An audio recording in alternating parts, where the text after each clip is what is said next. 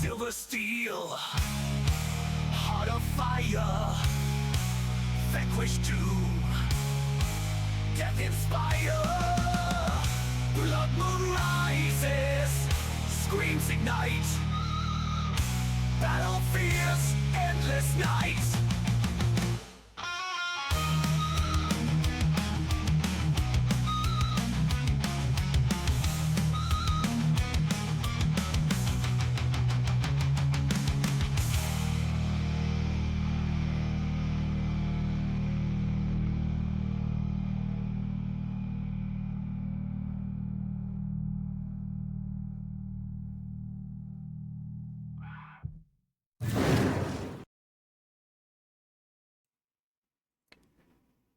Hello, everyone, and we're back with more Curse of Strahd. I think we should put some ambient music back on for our Strahd game, though. There we go. When we last left our heroes, they ventured into the lakeside tower, discovering that there was more to it than meets the eye. Inside, clay golems that manned a simple elevator that would carry an individual or individuals to each subsequent room or floor of the tower, as you will. And at the very top of the tower, they came across an old coffin. Within that coffin, a mysterious figure, one who had ties to a past time in Barovia. With the assistance of an animated suit of armor, which they've dubbed, is it Rusty or Sir Rusty? I don't think he's accepted to knighthood yet. No, he's Sir Rusty. How dare you? How dare? With the assistance of Sir Rusty and their new companion Sorin, the party decided to vacate the tower, but not before encountering a pack of werewolves, accompanied by feral wolves from the Svalich Wood. Those same wolves put up a bit of a fight, but thanks to some tactical thinking on behalf of our heroes, and some luck, we'll say, they managed to drive off the werewolves. And their next course, which was briefly discussed, and I'm not sure if that's still the course of action, but they were going to return to the village of Krezk and the Abbey of St. Markovia in hopes of possibly adding some of the missing pieces to what's been going on in that part of the country. So that being said, you're all in the bottom of the tower, amongst the 4 golems, Sir Rusty, the odd chicken in which you've not given a name to, and your new companion. So what do the 5 of you do? How damaged does Sir Rusty look? Sir Rusty's probably about half hit points. He looks a little dented, a little dinged, but no he looks worse than what you saw him originally.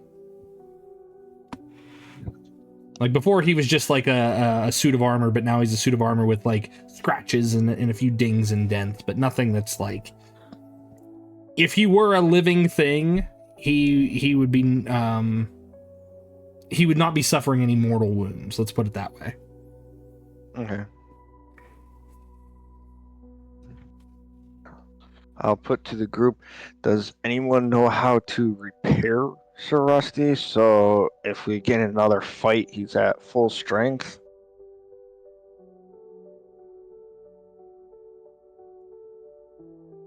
No clue. Anybody else? I've got experience with like carpentry and some like just everyday, repairs. Like I can shoe a horse, I can, mend things, but I don't want to chance doing any more damage to him. I mean, I could hit him a couple times with a hammer. I don't think that'll do much, but I can do that. No, I mean, that's going in the wrong direction.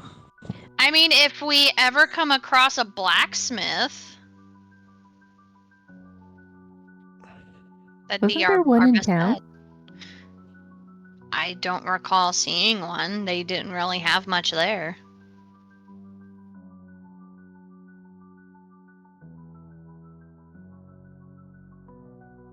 So Rusty just kind of like leans there for a moment. He's like, "No, I'll be all right. Yeah."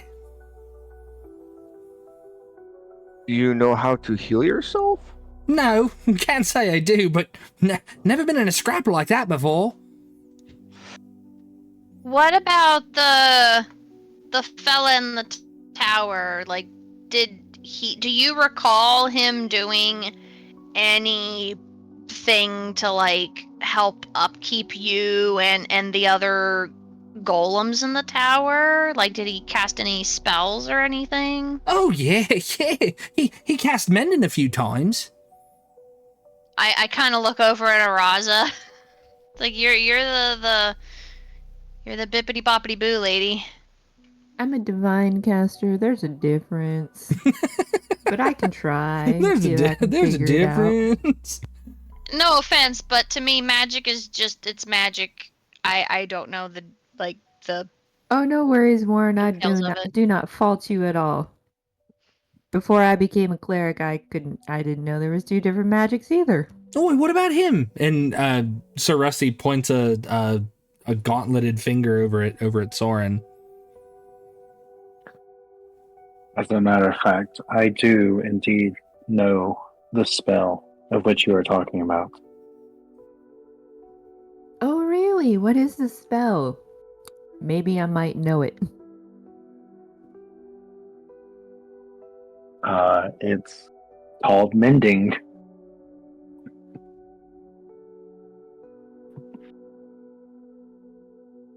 See, it's called mending.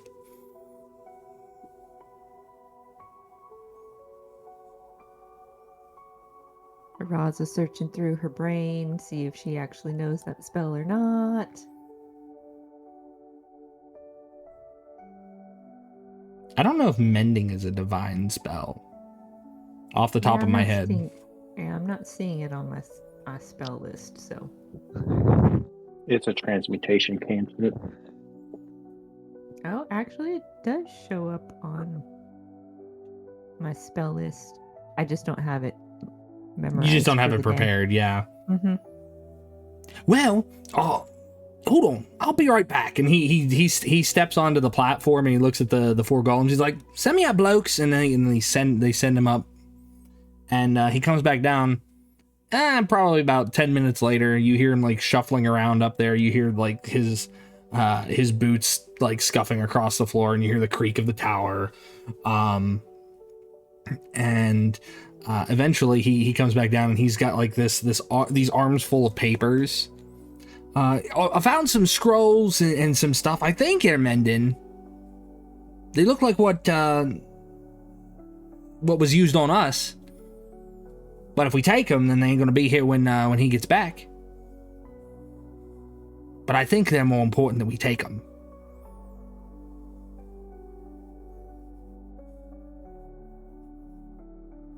But that's up to you.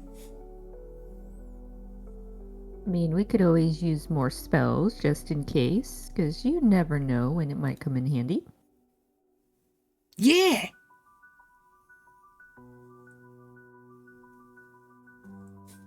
Well, I just put everything in the bag. Okay. He's essentially just giving you like 4 scrolls of mending. Gotcha. And then there's just like random other papers that were probably stacked underneath of it, but Sir Rusty doesn't know. Those other stacks of papers he grabbed, are they of any relevance or no? No. Okay. All right. Well, thank you, Sir Rusty, for finding these scrolls. I'm sure they'll come in handy. Yeah, anytime.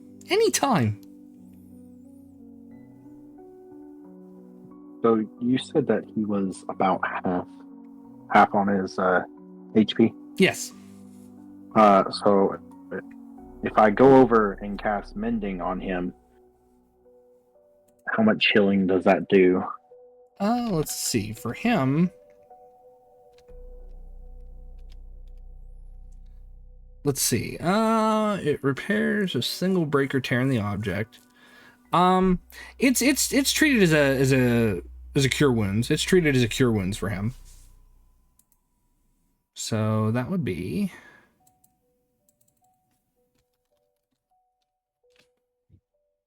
1d8 plus your spell casting ability modifier. So that would be whoever casts it. Like if you cast it from the scroll, then it's 1d8 plus your spell casting ability modifier.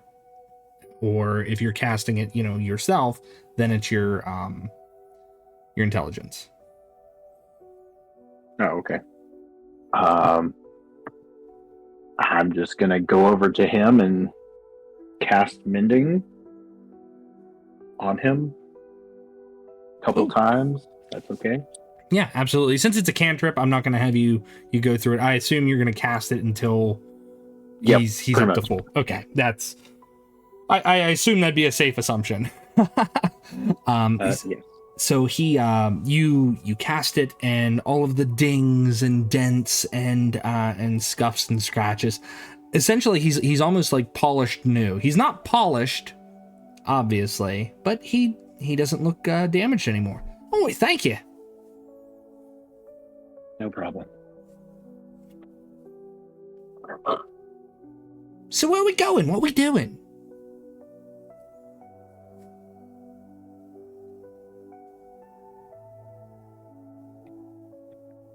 I believe we're heading back to town because we have something else to deal with after we take a little bit of a break and rest. Right, everybody? Yeah, first light, we head out. Well, I don't think those wolves are coming back. At least I hope not. Could stay here. It's nice, it's fortified, you got walls all around. Yeah. You know, Sir Rusty, that is a very good idea. We'll hunker down here until daybreak, and we'll head back to Krezk. That is the name of the town, right? Yeah. Okay. Yep, Krezk. Even though it's been the only town we've been to, I can never remember the name. So you guys get the benefits of a full rest if you decide to rest through the night. I need everyone to make a wisdom saving throw for me, please.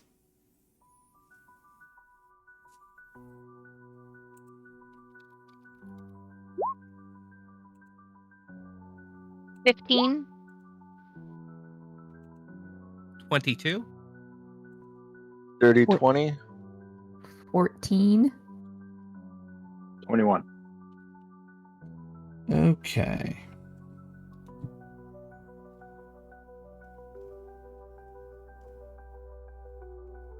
Looks like everyone's good. Fantastic. All right, so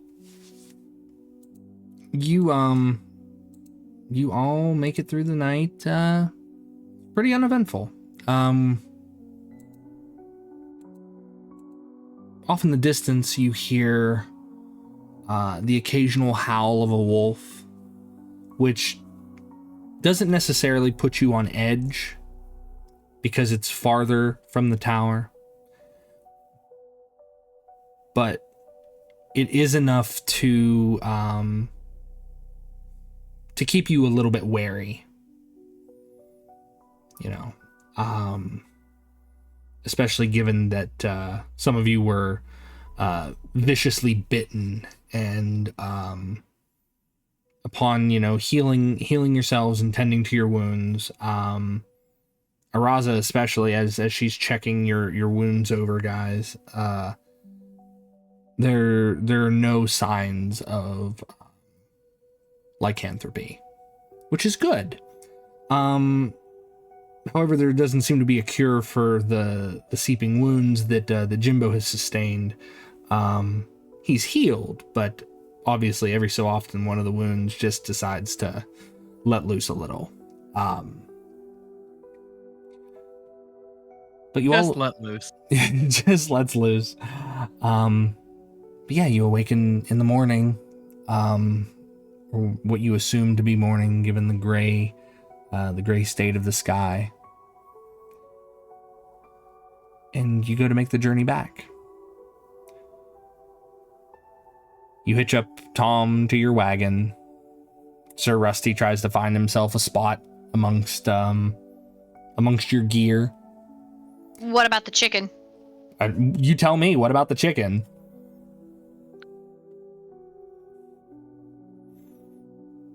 Try to find a nice little place in the wagon for her to have like a little impromptu nest.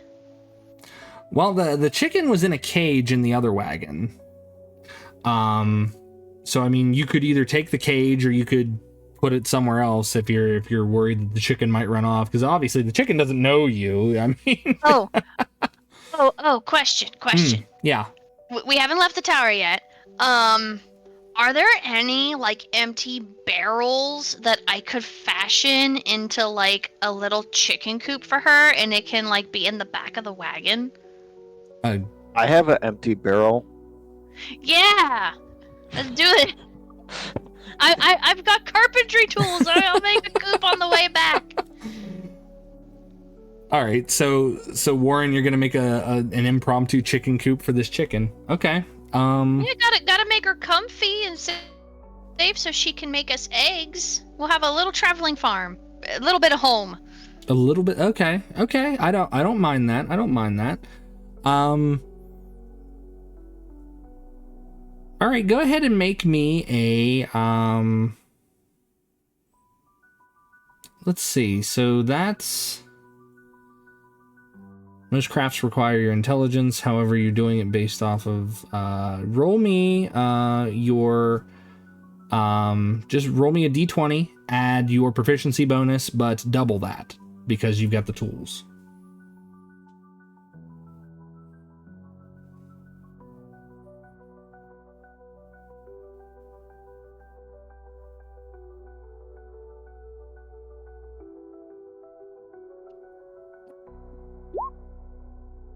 No. A 5. A 5. I rolled a 1. And you told me to double my proficiency, so I mapped it. You go to make a coop out of the barrel, and you, as you're trying to loosen the bands on the barrel that keep it all together, the band splits and wood goes everywhere. And I assume you're doing this as you're riding in the wagon back. So most of it just scatters out into the road. Yeah. You lose a majority of the wood. So that's unfortunately it is you've lost more material than you had. Those of you who are traveling either in the wagon or beside the wagon, you hear the metal band spring. It's as if all the tension on it has just let loose, and the barrel just nobody takes any damage, but you've obviously lost it.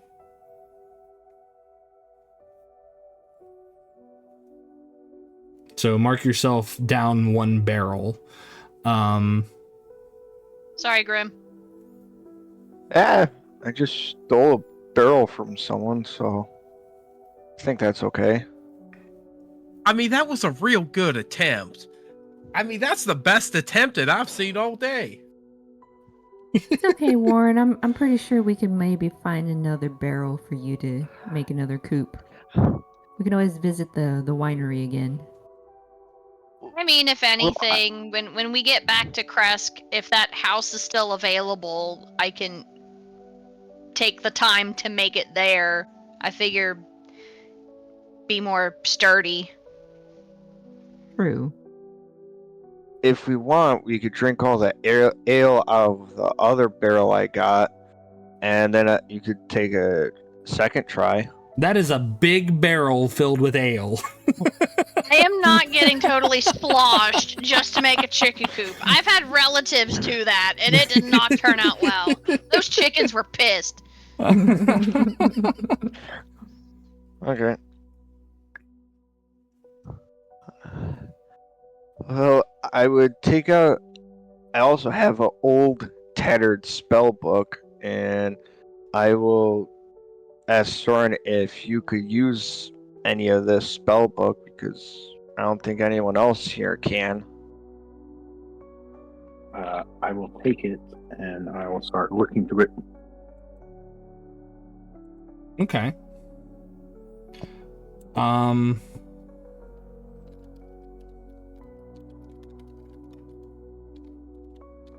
Let me double check to see what this has.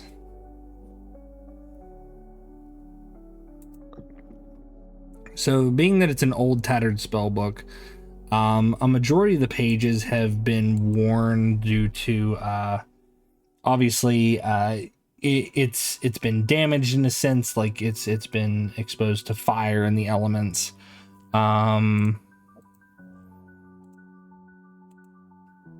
But you do manage to find a couple useful spells in there. Let's see here.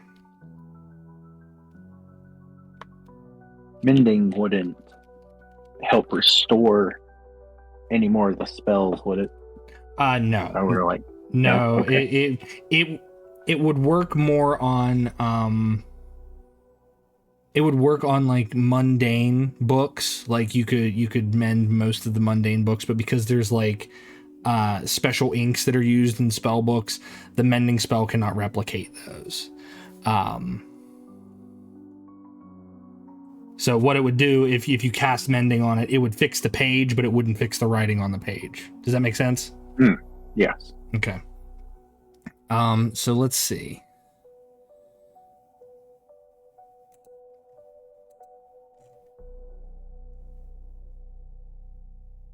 You know, it's interesting. It doesn't tell me what's in the spell book. So let's make this up while we go here.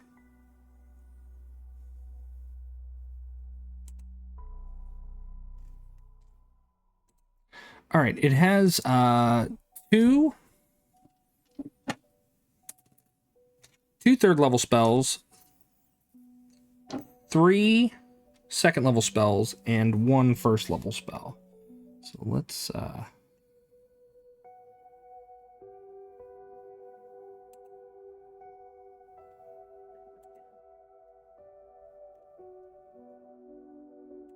see spell level. So we said third. It has there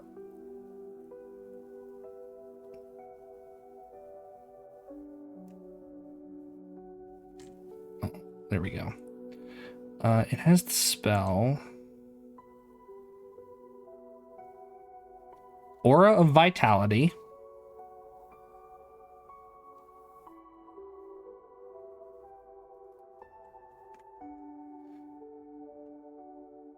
The spell Blink. And those are the third level spells. Actually, Aura of Vitality is actually a divine spell, but let me trade that one out. That's going to be Animate Dead. So it's got Animate Dead and Blink.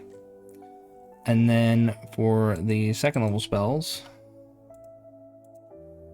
we're making this up on the fly, guys.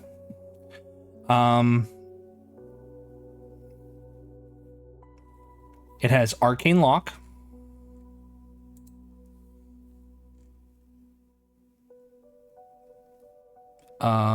Let's see. Mind Spike.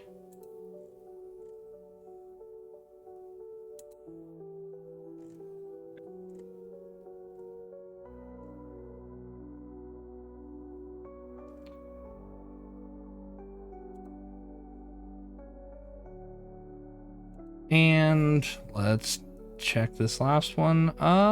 Web.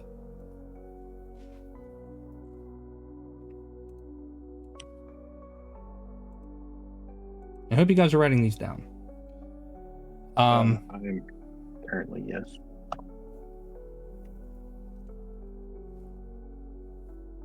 And then the first level spell is Burning Hands. I thought you said it was Birmingham. I was like, Birmingham, wow, yes, hell? Birmingham. It teleports you to Birmingham. Unfortunately, it just teleports you there for like a second. You get to see what it's like, and then you just teleport back. It's an instant thing. It's less than a second. I thought you were going to say, unfortunately, it is Birmingham. Welcome to Birmingham, Alabama. But yes, those are the spells that are contained within.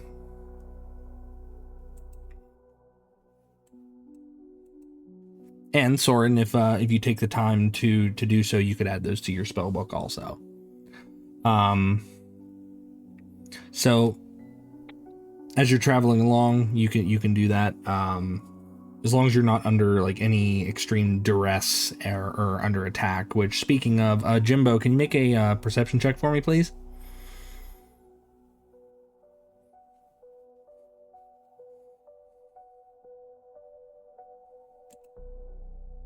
Sure, 1 second.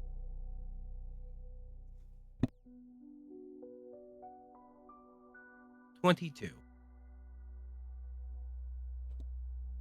Okay. You don't see you take a glance out and you think you see something moving in the fog nearby. It's small. It's probably the size of a large house cat.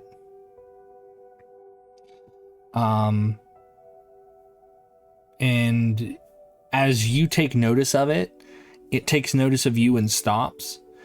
And even through the thickness of the fog and the mist, you can tell that it has locked its gaze on you. And the shape becomes more apparent. It's not a large house cat because the shape starts to get a little bit bigger.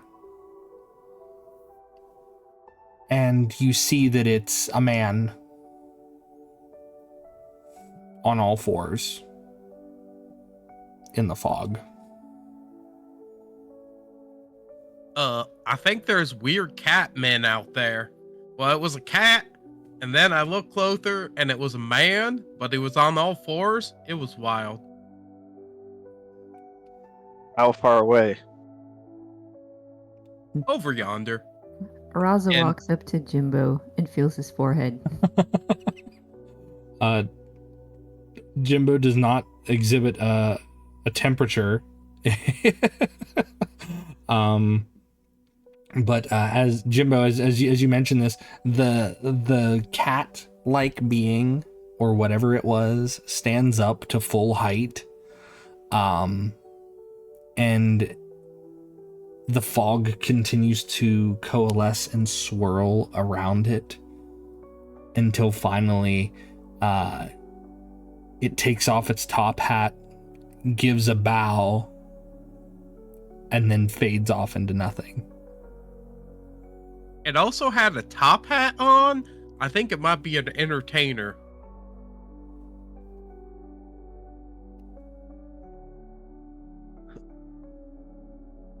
Did you get into the barrel of ale? No, but I think when that last barrel exploded, some of it probably got into my fur. So the barrel got into me. Does that count? No, because that was an empty barrel that had nothing in it. Oh, okay. Well, I'm seeping, so I can put whatever wherever. But I suggest we keep moving. Okay. Yep. It doesn't take long. It's taken you about a day and a half to get to the tower, and you are all forced to take a brief respite before making your way back to Krezk, unless you're going to force march yourself through the darkness and make it to Krezk. That is up to you. How big of a hurry are you guys in?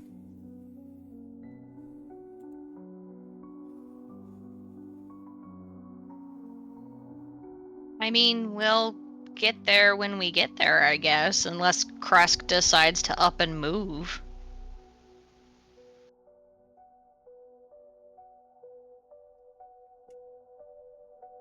I'm just worried if the werewolves attack us here out in the open.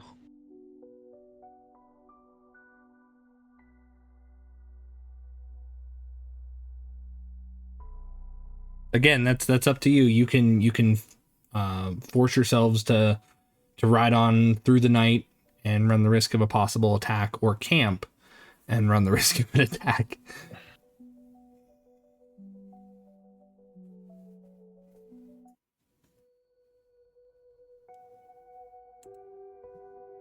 I just need to know what you guys are planning on doing.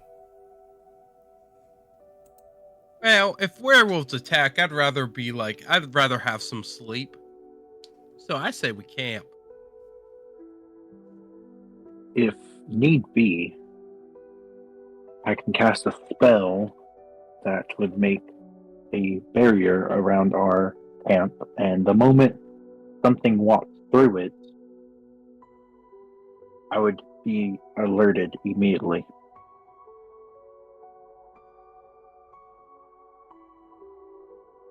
Yeah, that would be good.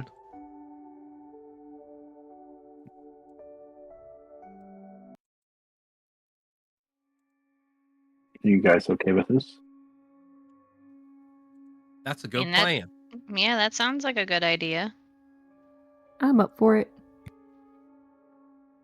Okay. The spell I'm casting Alarm. All right. And that covers what radius again outside of the camp? It's a 20-foot cube. 20-foot cube. Okay. Is what the radius is, I guess. Okay. So you guys stay pretty close together when you camp. Obviously, Sir Rusty doesn't need to. He doesn't need to sleep.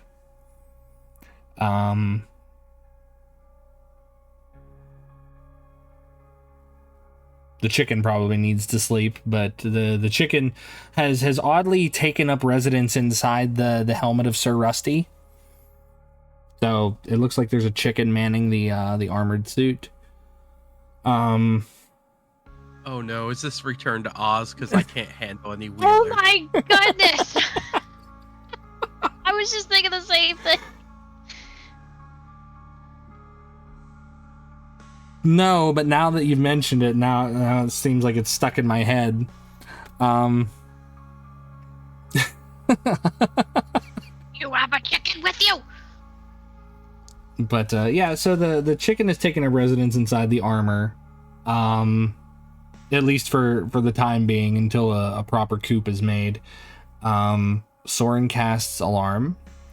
You guys keep your wagon and Tom close by, because you guys remember what happened last time. Tom got loose, and you guys had to fight a big monster. So who's going to be on watch first? I could take watch with Rusty. Okay. I'll take second watch. I'll also take second watch. Okay, so Jymbo and Warren on second, Grimm and Rusty on first. Araza, Sorin, are either of you taking a watch? I'll take third. Okay. I guess I will take fourth. Okay. So you split it up into 4 watches. That's not too bad. I And we think could have Rusty's on Rusty every watch all. Yeah.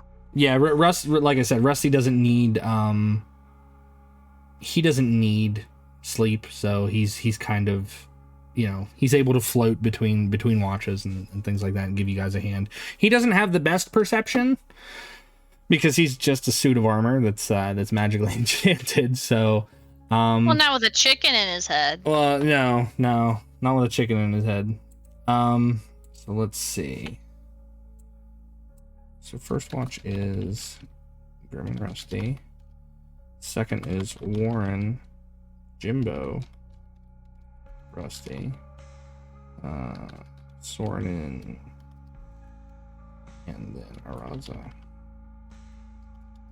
Okay, I need everyone to roll me a percentile, please. Ooh.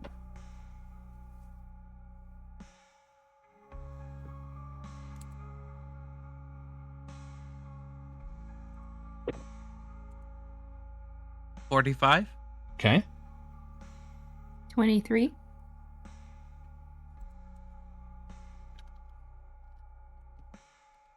74. 74. Okay.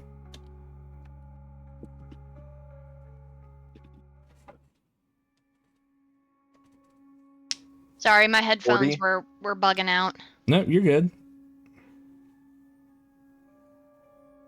What'd you get there, Grimm? Sorry. 40. 40. And then Warren, you get a 20. Okay. Warren and Araza, I need you to roll me a D12 now, please.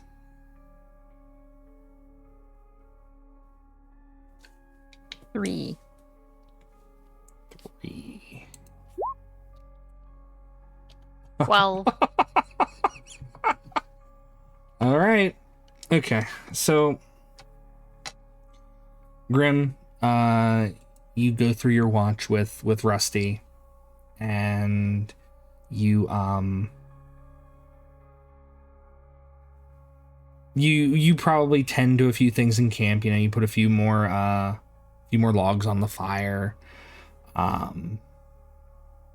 Obviously keeping an eye out for any werewolves or things like that.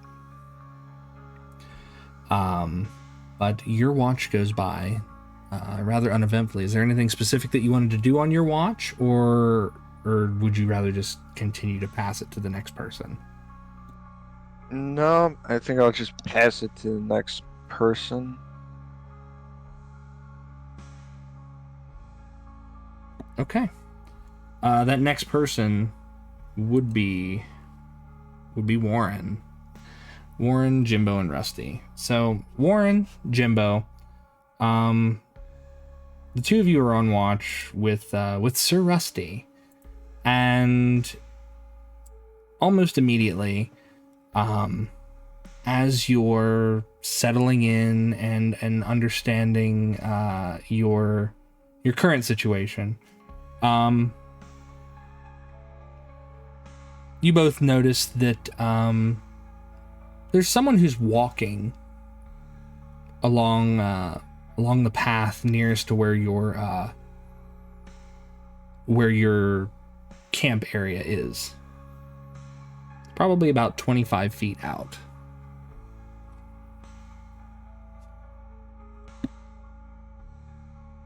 Jymbo will draw his sword. Because everything's cursed.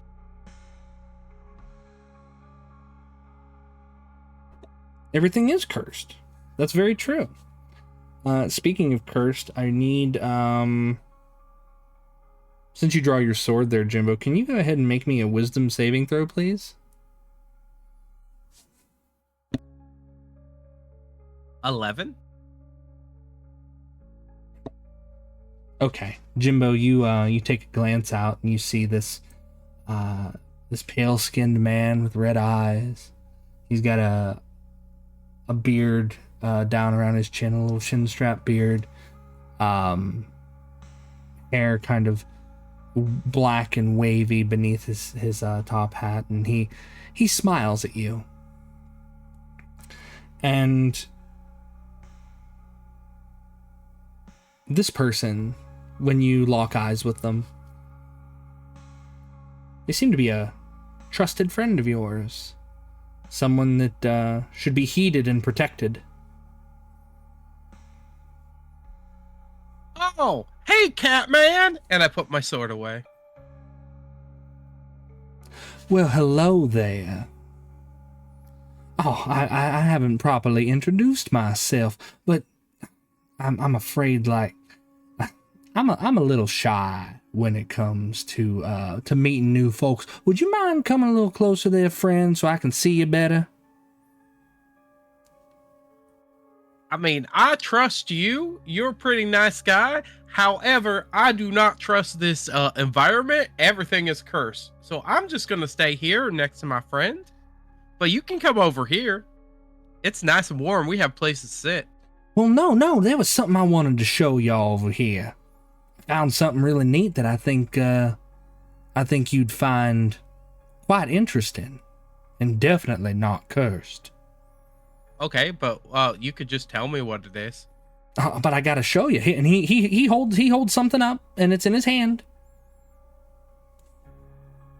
It's awful dark. You're not gonna be able to see it from over there.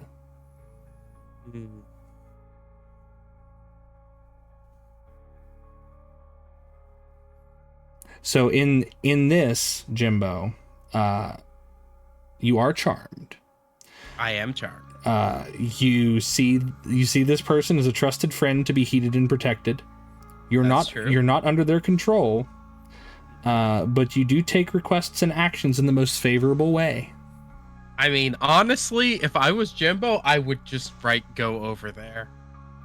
I mean, straight up, Jymbo would just go over there. So tell us what happens. Well, Jymbo's just gonna head over there. Yeah, you watch over here. I know we're supposed to be keeping watch, but there's my friend's over there, and he's got some stuff. So I'm just gonna go over there and look to see what he's got. And I just head towards Strahd. Wait, what, a friend? Like, what are you talking about? Yeah, Warren, you see them too. Is this someone that you know from before coming here? Like, what's going on? Oh yeah, I think I've known him forever. I talked about him this morning. He's the cat man. He's the man that's a cat and an entertainer. He's great. You'd love him. Yes, absolutely. It is I, the cat man.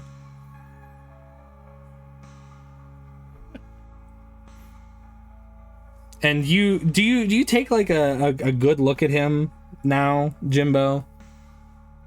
Yeah. All right, so this man has definitely, as you've mentioned, the cat man, he's taken on like these slight feline qualities, like the beard beneath his chin, it just becomes like these little furry tufts, and for all intents and purposes, he appears to be like a tabaxi, but you've stepped 25 feet out from the camp, stepping you out of the range of the alarm spell.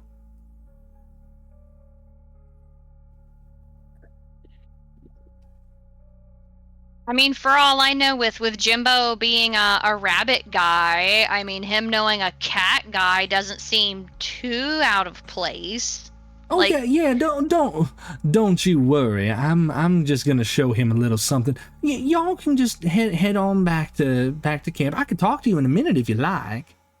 Oh, I forgot to introduce you. What was your name again? Oh, my name? Oh, well, people around here, they call me Catman. Oh, that's right, Catman. Jymbo, if he's your friend, why do you need to ask him his name? That's It's just a great been question. it's been so long since we've seen one another. Ain't that right, Jymbo? Yeah, it's been so long. So you go on over, and he shows you this nice coin. It's this beautiful shiny golden coin, and the head of it is pristine, and then on the back it's all scarred up. But in the scars, it looks like it's also seeping blood. How do you make it seep that blood like that? Well, you know, oh, I tell you, Jymbo, I've been traveling for so long. Oh, I sure could use a drink. Would you mind if I took a bite of your neck? I don't have this, Oh, but how about no, you try what? some of this water? And I pull out my flask full of the blessed water that we got from Krezk and offer him some.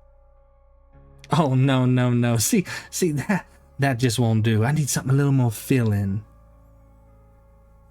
Well, unfortunately, I'm seeping I'm seeping quite a bit here. I gotta keep all my fluids in here. I mean, I appreciate you and your bloody coin, but can't you just drink from it? Nope, can't say that I can. We're friends, ain't we? Well, yeah, but I'm not gonna let Warren bite me. Well, that's fair, but I don't think he asked. I'm just gonna walk back over there. So really quick, Jymbo. I'm gonna read further into the charm here. Okay. So, the charm target regards them as a trusted friend to be heeded and protected. They're not under their control, but they take the requests and actions in the most favorable way and lets them bite it. Oh, okay. I'm sorry. That's fine. I'm gonna get bit. If you had succeeded, I would have been like, yeah, you don't want to do that. But he can only do it to one person. I'm gonna wake up the rest of the party. It's like, and especially Sorin. It's like, hey, something really shifty is going on, and I get Grimm and Araza. It's like some weird cat guy showed up, and he's gonna drink Jymbo's blood. We gotta go. Well, Come on. In that amount of time, Jymbo, you take 8 points of piercing damage and 10 points of necrotic damage as Catman feeds on you. Oh, thank you, Jymbo. Thank you so much, my friend. Oh, you don't know how long it has been. I mean, it has been a while since I've been covered in blood like this. This feels about normal to me. And your poor wounds, oh my goodness, it seems like they just will not stop leaking. You're like a faucet. By this time, Warren, you have woken everyone up. Wait, what was that about Catman and blood? Huh? What? Where are they? They're about 30 feet out from the camp. Uh, Can I throw a dagger at him? I was gonna Misty Step because that's 30 feet. Okay.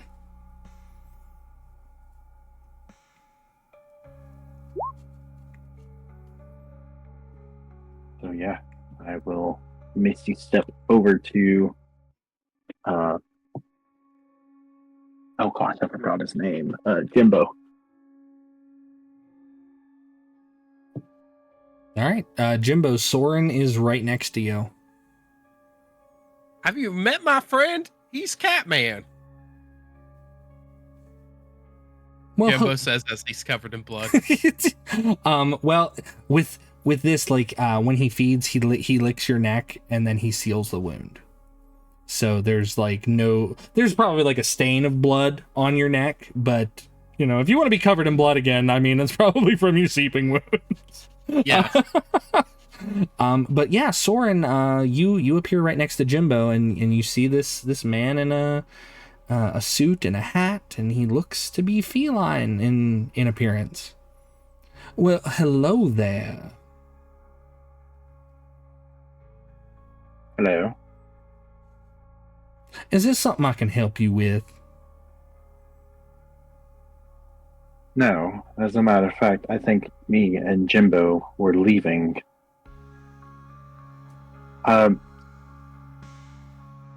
I take a look at Jimbo's neck and look for the whole drinking of blood that Yeah. Oh god, Warren. Yeah. Yeah, I start to make my way over to check on Jymbo because I heard blood. Jymbo does tend to bleed a lot. Yes. I will move over to the side and see if I could hide and like stealth off to the side, stay within range. So if I have to, I could attack them. Okay. Boy, I must have made quite a ruckus. Everyone's up already. Well, it's not every evening we get a visitor asking to feast on someone. No, I never said that. Go ahead and make a wisdom save for me, Warren.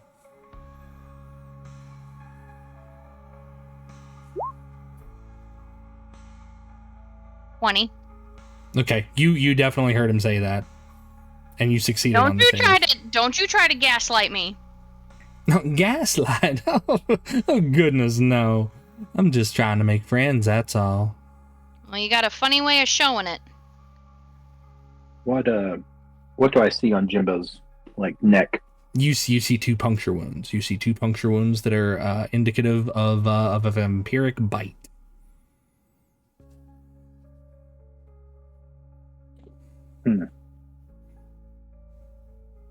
Can I make an insight check on this feline Absolutely. person?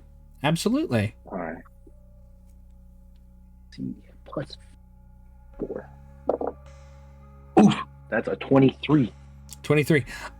He's definitely not a cat man. He doesn't carry himself as a tabaxi or any type of feline humanoid. He carries himself as kind of just an arrogant vampire.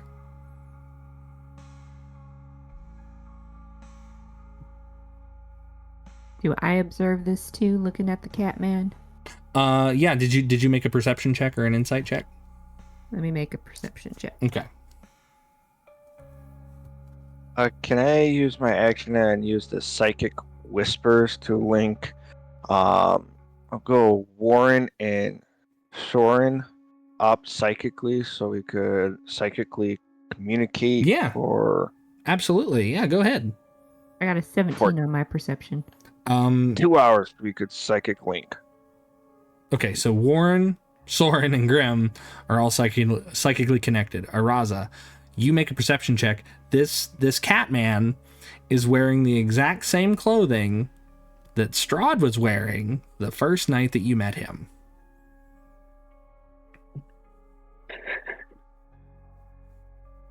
Strahd, what are you doing here? Now, my friend, don't you know? I'm Catman. Go ahead and make a wisdom save. Now, mind you, he can only affect one creature at a time, so Jymbo, you are no longer charmed by him. That's a 19. 19. You succeed.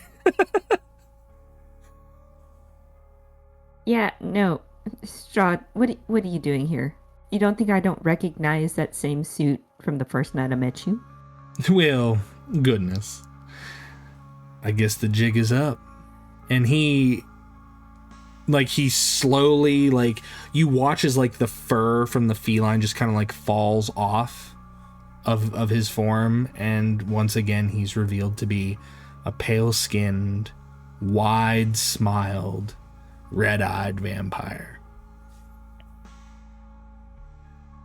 I will psychically communicate with Warren and Sorin and go, are we attacking or are we just waiting? I never forget a sharp-dressed man. Was I just cursed by a vampire?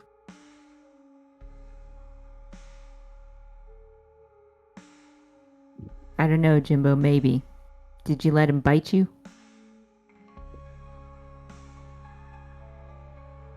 Well, that I mean, sure yes. ain't no hickey. I go over to Jymbo and I check his neck. Yeah, Jimbo's got the telltale puncture marks on his neck. They're licked over and kind of healed, but he does have 2 marks within the fur. Sorin, so this is interesting for you because now you've come back and this is one of the first things you see. So Sorin, I need you to make a wisdom saving throw, but not against charm. Oh. Okay. That is a 19. 19. You get a flash, and again, with that same memory that you had before, being held down and watching these terrible things happen, it's almost as if you get a different perspective, as if the camera pans to a different side, and you see this sharp-dressed figure. He takes off his hat and he holds it at his side. You see him kneel down next to a young woman. And he lifts her chin up and gazes deeply into her eyes. And for a moment, you think he's appraising her. But in that same instant, while he is appraising her, it's not as if he's looking for a partner. He's appraising her as if she's a piece of meat. And his glance casts back towards you, and it's those same red eyes, the red eyes that took something from you. And those eyes are in the person. They're in the skull of the person who is standing just outside of your camp.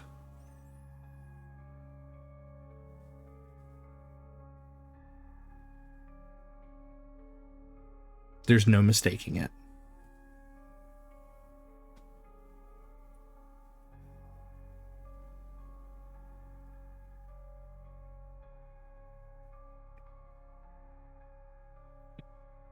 Oof, I don't know how I would act right now. Oof.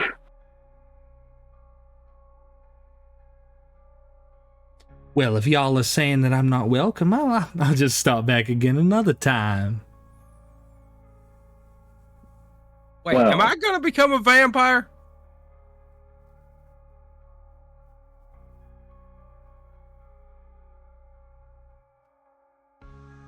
Are you asking the party, or are you asking Strahd? I'm asking Strahd. Oh, I mean, not yet. That's a hard no.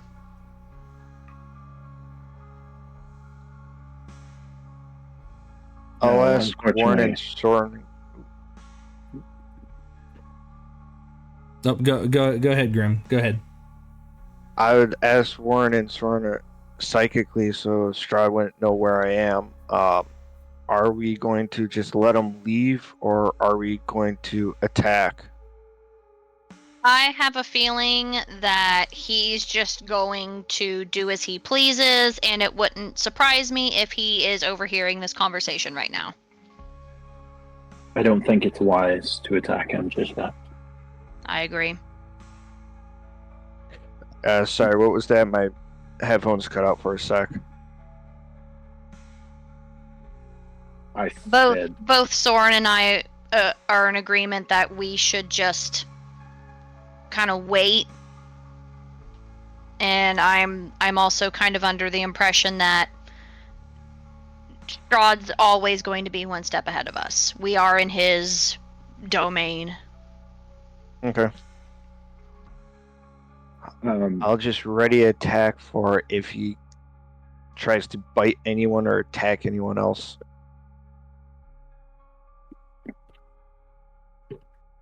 I'm going to answer. I'm going to reply to what Strahd said about, oh, well, not yet. I'm going to be like, yeah, Strahd isn't one to do that himself. He uses some of his other thralls to turn people. And I'll kind of just give him a beady glare and be like, well, it's been some time, hasn't it? Also, he's a chicken shit. Strahd takes a long, hard look at you, Sorin, and he tilts his head. Do I know you? Have we met?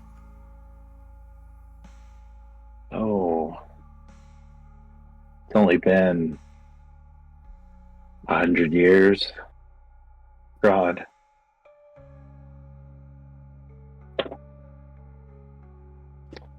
I don't think you would remember that night. Oh, 100 years. Oh my goodness. Oh, it's almost like it's a blink of an eye. But no, I can't say I do.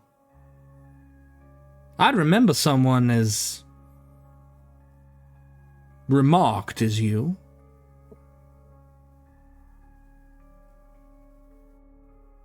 The night of which you put down every single member of the Santa Markovia. Took them out to the woods, had them fed to wolves.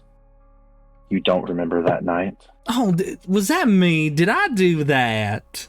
Well, sounds like something I might do. Are we looking to reenact that? Not tonight. Tonight you get walked away. Oh, I don't know. I feel like such a fresh memory in someone not so fresh. Maybe we need a reminder. Such a good idea. Feeding 5 strangers to wolves.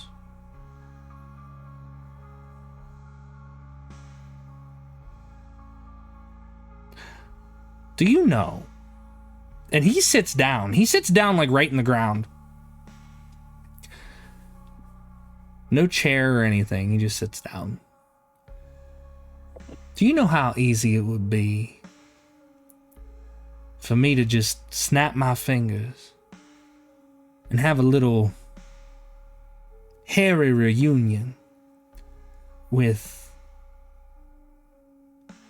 those individuals that you just left from the tower? One little snap can do so much. Yeah, but you wouldn't do that because you want something from us. You wouldn't be stalking us unless you wanted something. Oh, stalking? Oh my goodness. Now you're putting me down there with the common rabble there, young man. Now listen. I don't believe that you understand me or my motives very well. You think you've got an idea, and you know what? You're young, you'll learn in time. But I'm just here as a reminder. I see everything. I hear everything. But the best part about all that is with all the seeing and hearing, I don't have to do a lot of talking to get my point across.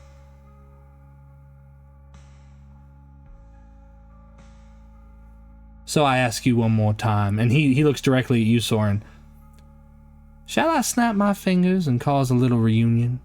I could bring more than just those ferals from the woods.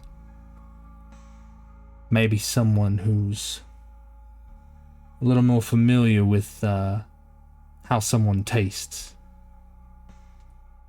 I could do that for you. I could do that right quick.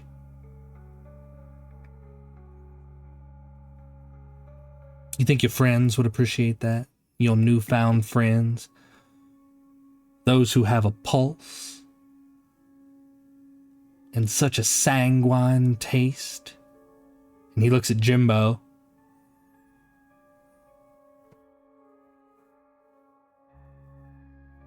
We talk about what you think I won't do. I'd like to know what y'all will do.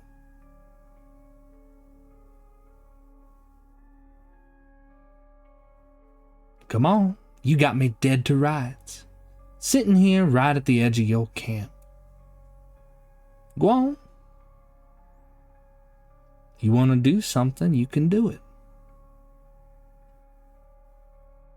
Now that would be too easy. I've seen a barn cat toying with a mouse. We're not here of our own accord. We're just trying to get home. Now you say that you see everything and you know everything. Do you know how to get out of Barovia? Because that's all that we want. That's all that we want. And then we'll be out of your hair. That's all that we want. We didn't ask to be here. The gypsies brought us here. Oh, the Vistani. Yes, that's true. That's true. They did bring you here, didn't they? Oh, I must see to that. But y'all want to go home. There's plenty more to see. I don't think you're ready to go home yet. So there is something you want of us.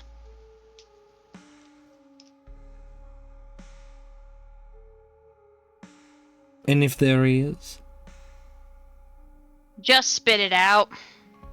No, that would ruin the fun. It's like opening a present before your birthday. You ruin the surprise. Then when you finally I'm not much open for it surprises. up... Well, he might not be one for surprises, my friend, but you soon will be.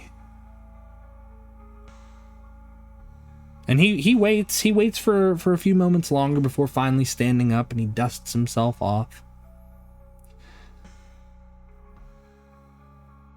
If there's nothing more, I've gotten what I wanted tonight, and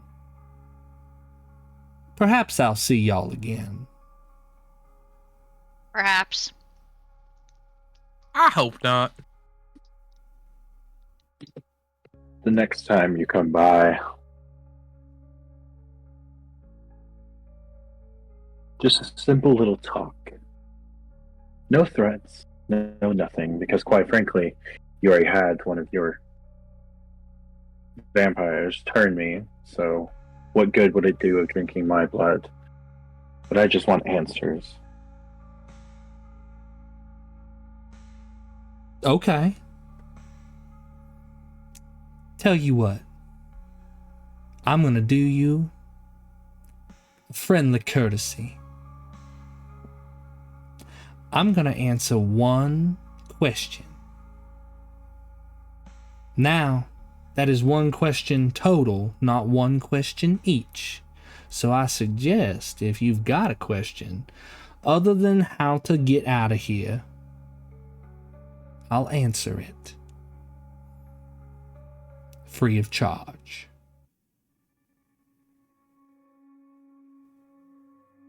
Oh God. Sorin already has his question. Quite frankly, it would be, who is the woman that he lunged at in his vision? But if you guys have a question, feel free to go ahead and take it. Out of character, and I figure maybe we could just... You can talk about your question above table, or you can talk about it in character if you wish. Strahd is only going to answer the question that is directly addressed to him. So I will have you guys say, I ask Strahd, whoever your spokesperson is, I ask Strahd, insert question here. And then you can go from there. So yeah, you guys can talk about it if you want. Okay, so above the table, out of character, my question for Strahd would be, do you know that the abbot is making you a bride? That would be my question if it is selected to be asked. Above table, out of character. Unless anybody has something different. Above table, I would go more of, tell us what information do you know about the Abbey? Because he might give us even more information than just about, oh, he's making a bride for me.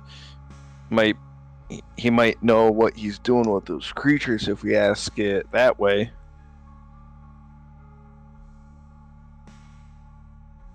He's not going to answer the question that I have, which is, how do we get out of here? Well, I mean, he said that he wasn't going to answer that. Oh yeah, I know. That's the only question my character has above the table. Okay.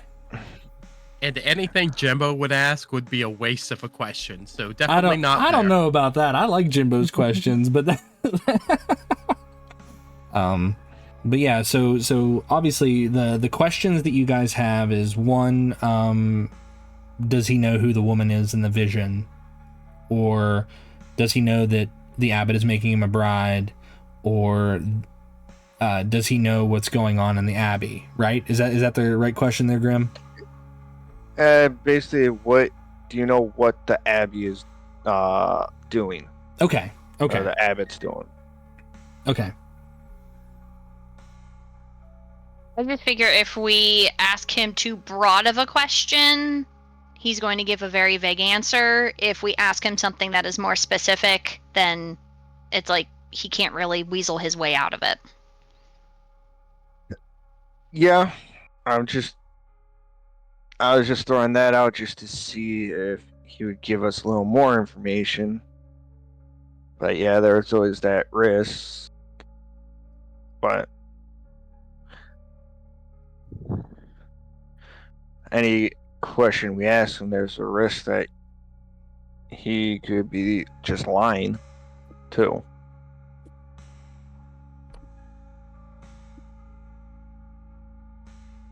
Just out of curiosity, Goldie, what would be Jymbo's question? Now I'm itching to know. What would the question be? What happens if you would turn a werewolf into a vampire? Vampiric werewolves. A werepire or a vamp wolf? A vamp wolf sounds like it would be really good on the microphone. Above table, I kind of want Goldie to ask that question just because I'm curious what's going to happen now, too.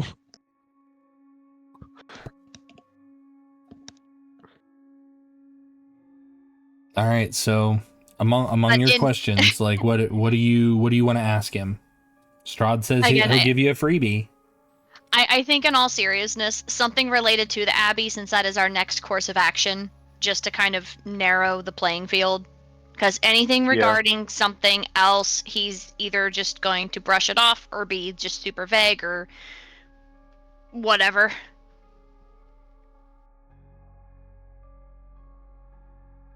Okay. Because I mean, when the abbot relayed to me about like making the bride and like hopefully it bringing back the name of the same god that Sorin worships and also Krezk has that shrine to, like there's got to be some sort of connection to that still.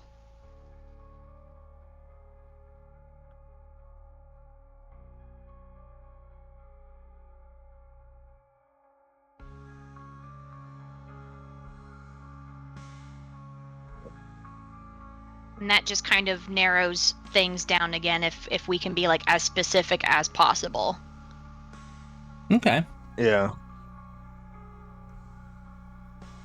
I think our best bet is to ask about the Abbey and try like word it so it's specific enough that we could get an idea of what we're walking into, but also vague enough that we'll be able to get a lot of information out of the question. Maybe like, do you know what kind of projects are going on at the Abbey? Like, are you aware? And then if he wants to divulge any of that, and then we can segue into the bride and see his reaction to it. Yeah. To like word it, what has the Abbey been up to? And then if after he says what he's going to tell us, we could then just go, oh, so you know, if he doesn't bring up the bride or anything, Yeah. we could maybe keep that a secret because reaction, or maybe keep that a secret because maybe. I mean, if he knows everything as he claims he does, we can either double check that to verify it. It's like, well, you tell us what you know, and we'll tell you what we know. Kind of pose it as that way too. Yeah, and then if he has no idea about the bride, then we won't. We can't really trust what he says. I mean, we can at least gauge his reaction, and if we need to roll insight really quickly based on his reaction, we can do that too. Yeah. Unless somebody has a spell that can Like Zone of kinda like Truth. yeah, who has that? I don't think anyone's got that. I have 2 spell scrolls there. I don't know what they do. Neither one of them are Zone of Truth. Okay, never mind. Where's Wonder Woman when you need her? With her magic lasso. I got a lot of spell scrolls in here. All right, so what question are you going to ask him? I think just, are you aware what's truly occurring at the Abbey in Krezk? So, just for reference, I want you to say, I ask Strahd, and so that way I know to respond, instead of it being an above-table thing. We were just finalizing the above-table stuff before we do that. I know. Yeah, I think you gotta not say, like, do you know, because he could then just go, yes. And we don't get any information. I think you gotta say, like what projects is going on. Yeah, what is going on at the Abbey? Okay. No, that's... Thank you for that. Do you want to ask, or do you want me to ask? I want you to ask, because right now I'm hidden. Oh, that's right, you are. Waiting for... Surprise! waiting for him to get a threatening motion to one of us, and then I'm going to attack his ass. I mean, I have a sneaking suspicion that he knows that you're somewhere. He said 5, so...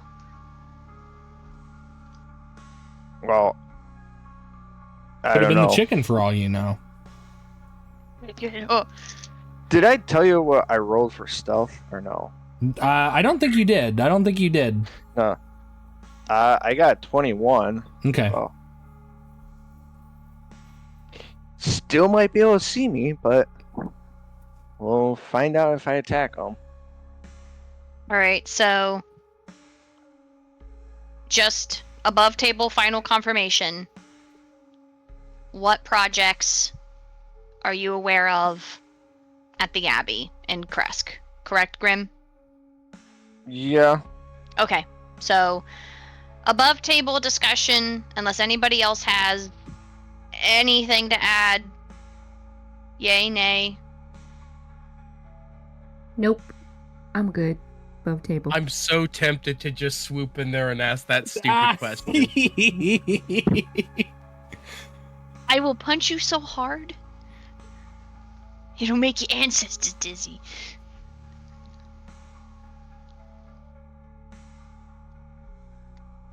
Okay, so if now I'm hesitant.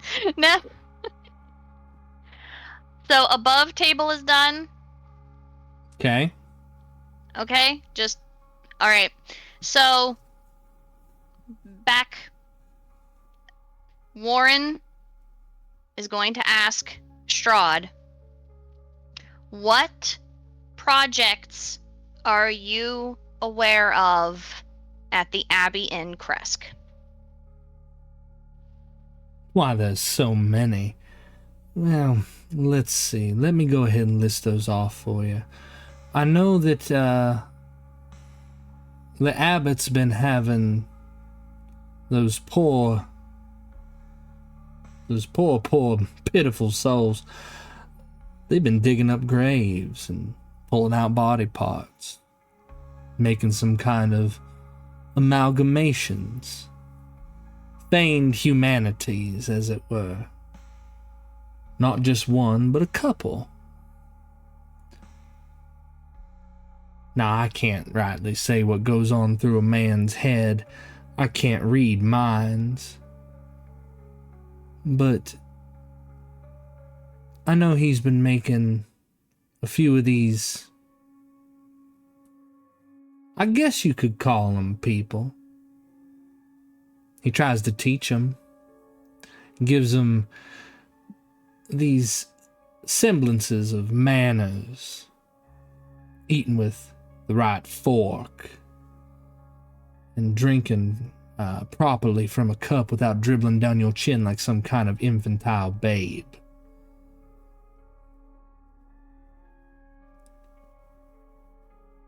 Not to mention how many of those souls he's got locked up and just allowing the others to tend to him. It's strange. You would think creatures so alike would look after one another, but there's no semblance of community. They're not like a troop of apes where they march among one another and have a hierarchy. One just decides that he's gonna feed some and not the others. But that's beyond the abbot. The abbot trusts this one.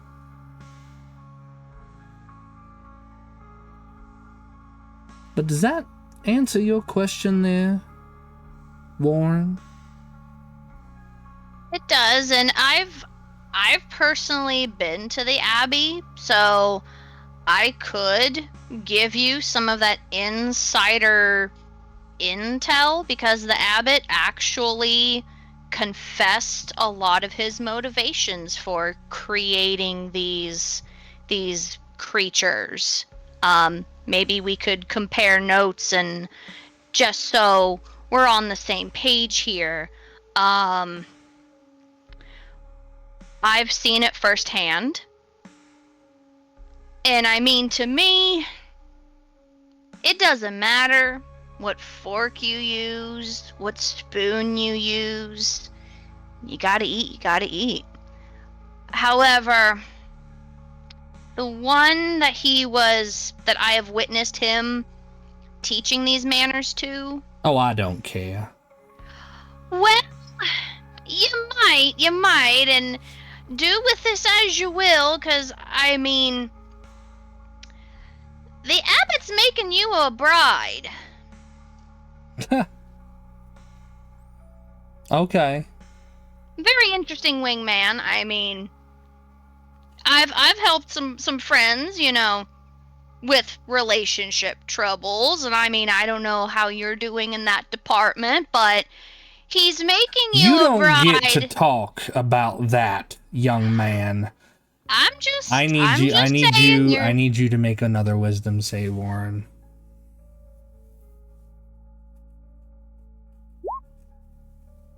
13. He tells you that you don't get to talk about that, and you all notice that very uncharacteristically, the man who was very, very calm when Warren brings up relationship troubles or something of that nature, it triggered something. Warren, you are charmed the way that the Jymbo had been earlier. You regard Strahd as a friend. You regard him as someone who is to be protected and trusted. Hey, buddy, listen. I may have spoken out of line. You did. I may and have. now I'm going to ask you to stop talking. It's for your best interest. And I just nod. Now, I'm going to go ahead and take my leave, and I'm going to leave y'all with my good and honest advice.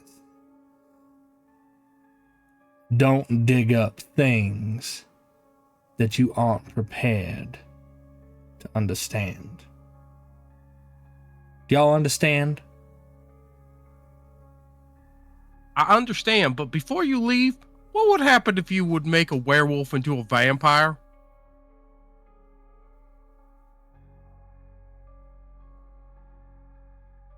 He just narrows his eyes on you, Jymbo. He says, give it time and maybe we'll find out together. Does that sound good? I mean, actually, that sounds pretty nice. Yeah, sure. See you later, Catman. And he tips his hat and he slowly backs up. And he shifts into the shape of a wolf. And he runs off into the mist. Unless any of you stop him.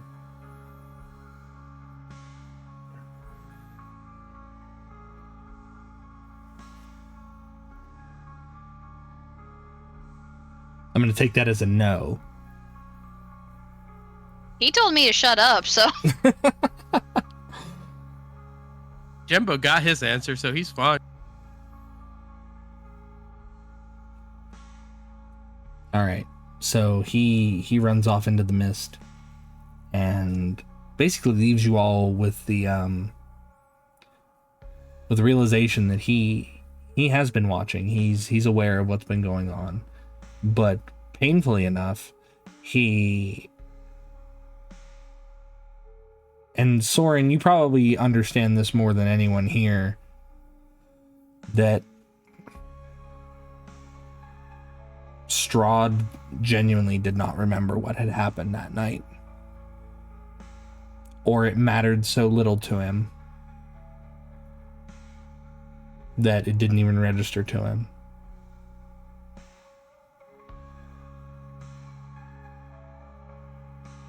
To paraphrase from the great Street Fighter movie, to you it was the worst day of your life.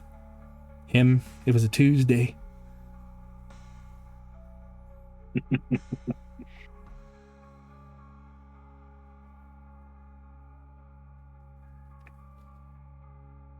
But once Strahd is out of sight, Warren, you're no longer charmed. I hate that guy.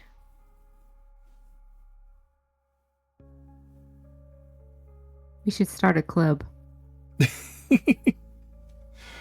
We can make jackets.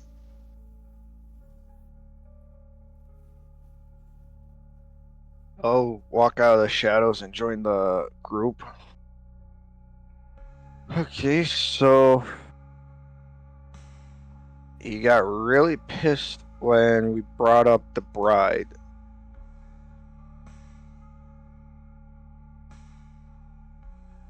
I'm just wondering if he's okay with this being done or not okay with this being done, like based on his reaction.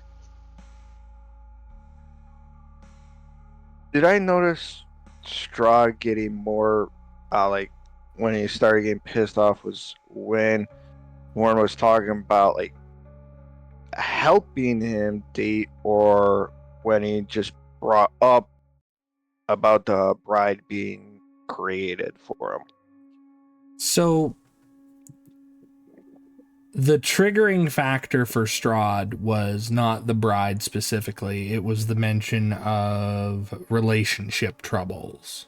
It's how Warren phrased, relationship troubles. He was not aware of what Strahd's situation was or anything like that. That was what lit the fuse on that stick of dynamite.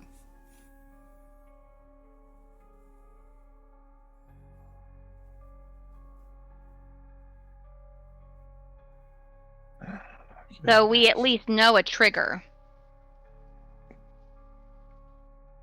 He's not always going to be cool, calm, and collected. We can use that to our advantage or to our disadvantage. Yeah.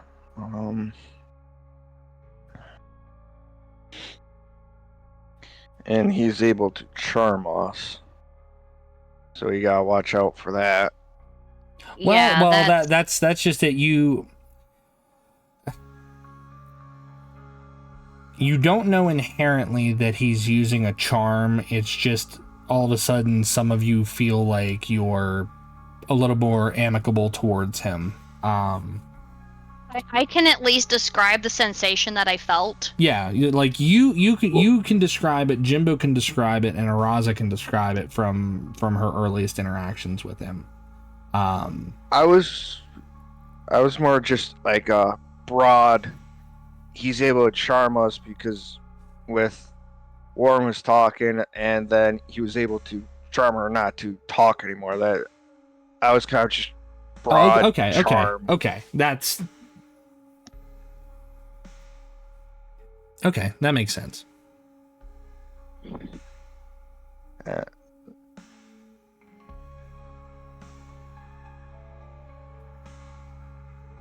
asked Sorin,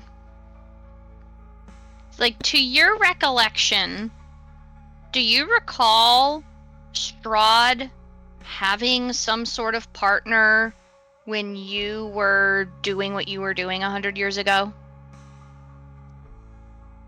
I don't think I would I? No, not that specifically. Okay. No. Your interaction with Strahd was the Abbey went after him, and obviously he stopped that.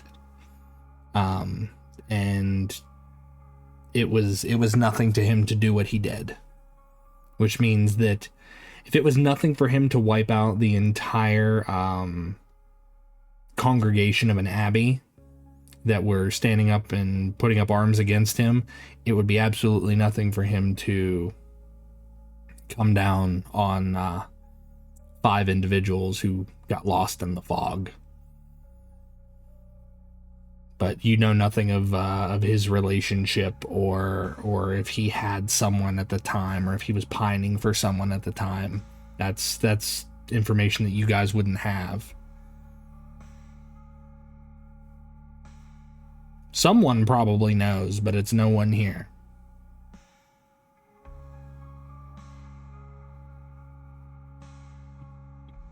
I wonder if the abbot knows. I'm wondering if Strahd's going to go to the abbot and let him know that we're trying to get more information out and know more than we should. I wonder if he's going to like make a vampire werewolf now, just as an experiment. Now Strahd's curious. He's sitting off in the woods. Now I wonder if I bite down into the neck of a werewolf. Just some random aside. Little did he know the mental encroachment that Jymbo has upon people. Mm-hmm. You think it's the other way around. You think people have a mental encroachment on Jymbo. No, it's the absolute other way around. What about the other way? If a werewolf bites a vampire and turns a vampire into a werewolf. And technically that can't happen because it can't turn undead creatures. Well, But Jymbo and I wouldn't that's know above that. that's above the table knowledge. That's above the table knowledge. All right, but yeah, like you could speculate on it all you want. And I assume that's what some of the speculation is, at least through the night, if there's a conversation with Jymbo involved. So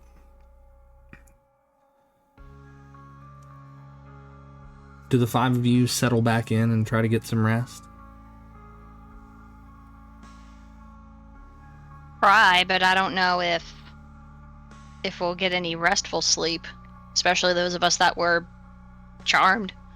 By the way, I've appeared to have lost a lot of blood. Can I possibly get a heal? Oh, yes. I will heal you. Don't worry.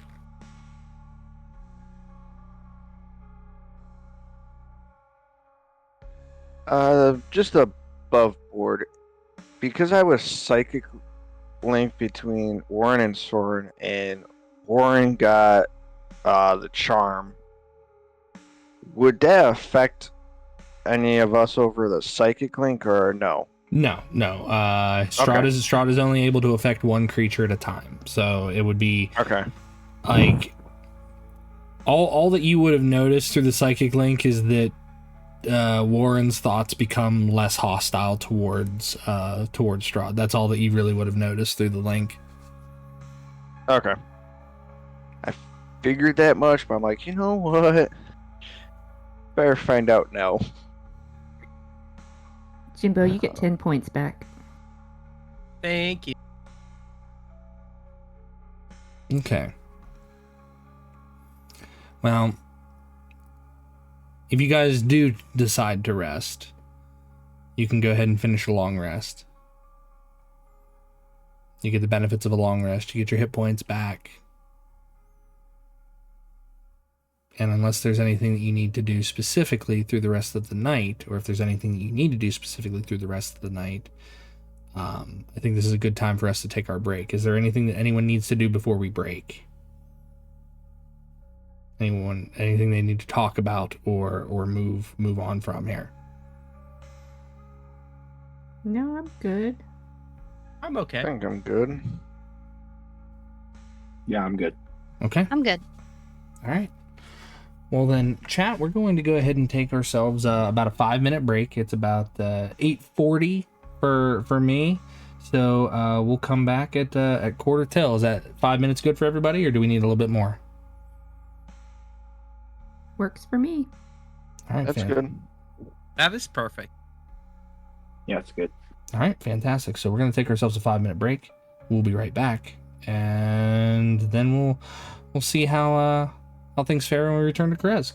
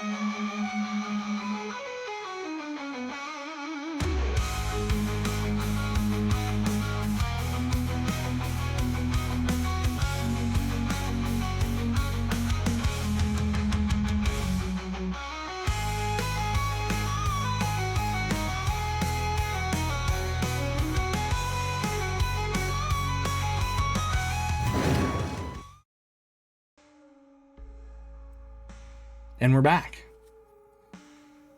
So, as you all sleep through the night, you have a dreamless night. There's a stillness in the air. There's always been a sense of stillness in the air, but now it's as if you're walking through a fun house in one of those little mirror mazes, and it seems like everything's a wrong turn. You're following the main road back to Krezk, and in the distance, even through all the fog, I want all of you to make a perception check for me, please. 19.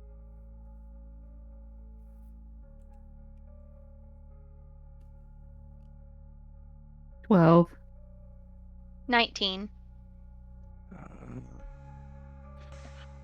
18. 18, okay. 22. 22. So everyone except for Araza, you see thick, dark clouds rising up over the mountains, off over the cliff face, over the hills leading towards the lake. And to Araza, they seem like storm clouds. But they're billowing. They're funneling from somewhere. And the rest of you notice You know what a wood fire is, and the type of smoke that comes off of one. Normally they're white, and if there's black mingled in the clouds themselves, that means that there's something more.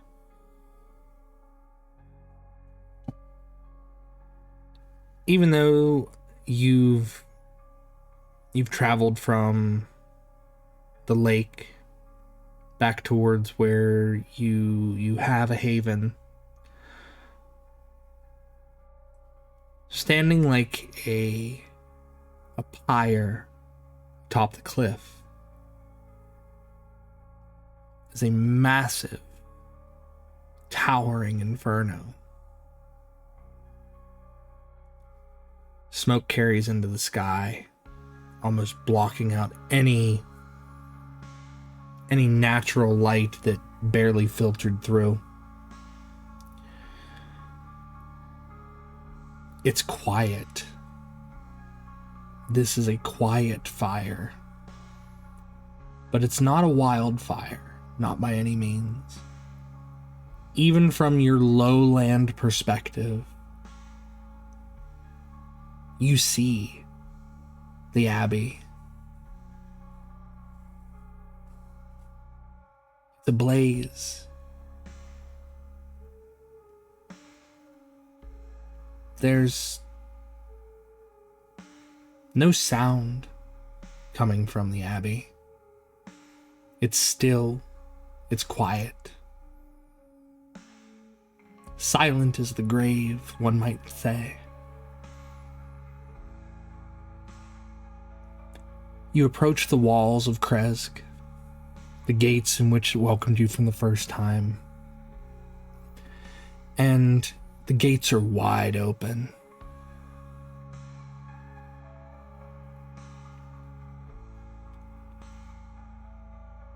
You see some guards. They stand amongst the citizenry, staring up at the Abbey as if in disbelief. They have no way to put it out. They have no means to do so. And even if they could, they couldn't get there in time.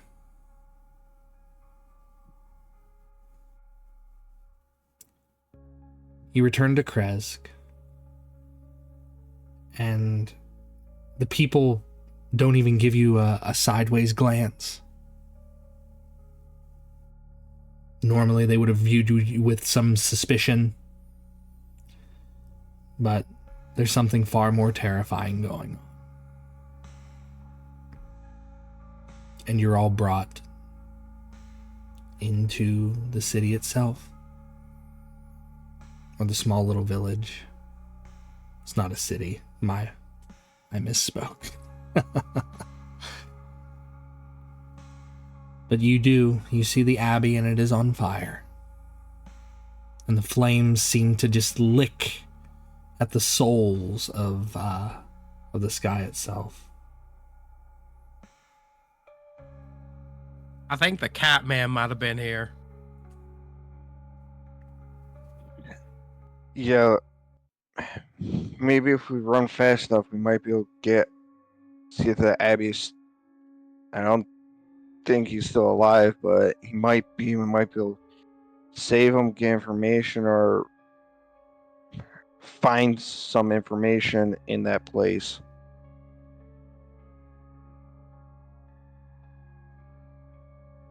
Can we possibly question someone, like, what happened? Yeah, you can ask someone in town. You just go up to a random villager, or are you going to try to ask the burgomaster, or? I say we look for the burgomaster if we can. Yeah. He's standing out in the street staring at it in disbelief.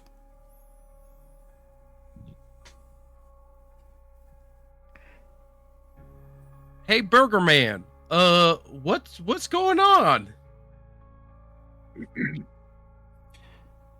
He slow turns to you. The Abbey caught fire, and it was so quick.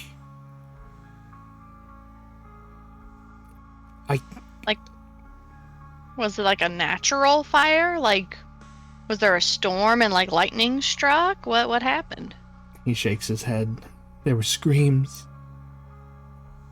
Dozens of screams. I saw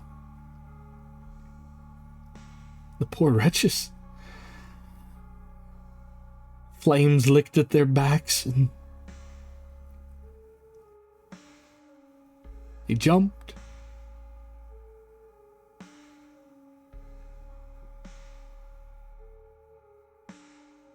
Dozens of them.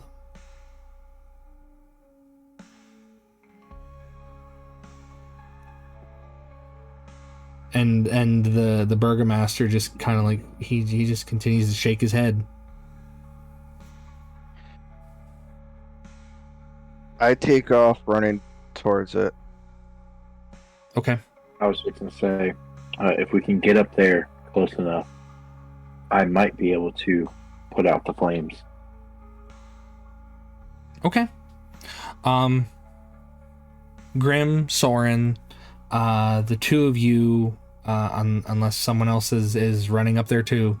I'm not going to make the assumption that all of you are going together, but Grimm and Sorin, you run up the switchback trail towards the abbey. Warren, Jymbo, and Araza, what are the three of you doing? And I'll get to Sorin and Grimm in a minute. I'm making my way towards the abbey as well. Okay. I'll go too. I'm gonna stay here to make sure everyone is okay. I'm gonna look around, make sure that nothing is like attacking townsfolk or whatnot. Okay. That's fair. Jymbo, you stay among the citizenry, and I mean, again, they are just shocked. And from all accounts, what you hear is that there was the sound of timber snapping. And then the quickest igniting of flame,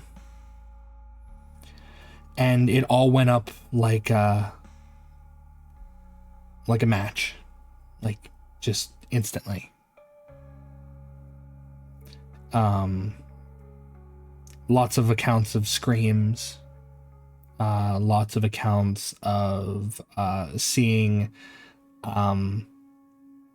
bodies on fire as they jumped off the cliff to, you know, seek a better death than what they were being given. But that's what you've been the information you've been allayed with. Okay. For the four of you, you make your way up the switchback trail. Grimm and Sorin kind of leading the charge to make their way up there, followed closely by Warren and Araza. You get up. Do I see Jymbo staying back?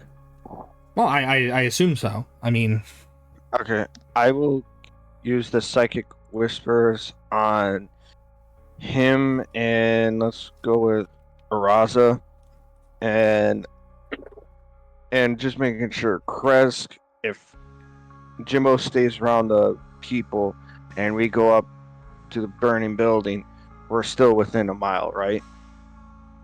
yes, Okay. you're still within a mile. Yeah. And I'll just say psychically to Jymbo, if you see anyone that's coming to attack the folks, let us know and we could head back. Roger. And I just continue my way up. Okay. I'm gonna say, since you kind of had to focus on establishing the psychic link there for a second there, Grimm, that you're just a little bit behind Sorin. I'll allow Sorin to get up there first. So let me describe to you what you see. You make your way up the switchback trail. You see the once proud stone walls of the Abbey of St. Markovia. You can feel the heat from where you are on the trail. And At this point, the fire is no longer silent. It's roaring. Strewn about, you see charred and mangled corpses. And you see the gateway leading into the abbey. The doors themselves flung far open. But hanging from the abbey itself, the entryway to the abbey, make a perception check for me, Sorin. Okay. That is a dirty 20. You see, excuse me, you see what appear to be several tied off carcasses of rabbits and mice and cats just hanging over the entryway to the abbey. They themselves are charred, but you can make out that they are rabbits and cats and mice.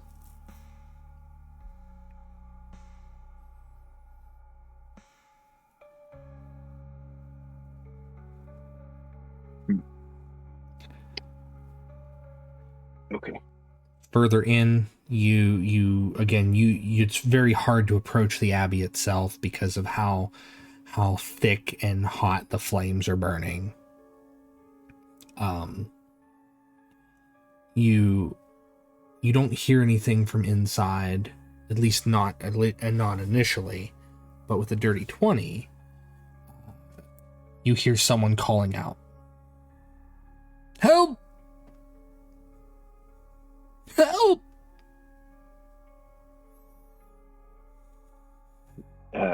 Do I know where, or do I just hear them? You just hear them. It's so hard to pinpoint the exact area, but you hear them, and it's coming from inside.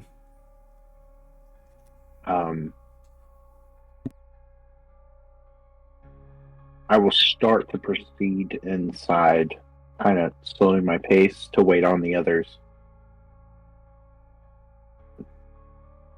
And any flames, I'm going to cast Gust of Wind to, if I can, extinguish Okay. flames.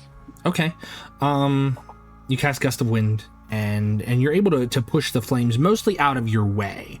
You know, you're not able to extinguish them fully in all areas of the area. But you do manage to get you manage to clear a path. It would take a lot more to put out the flames because the abbey is so large. But as you're doing so, you can hear a little bit more clearly after the wind pushes away the flames. "Help! Help! Please! Please!"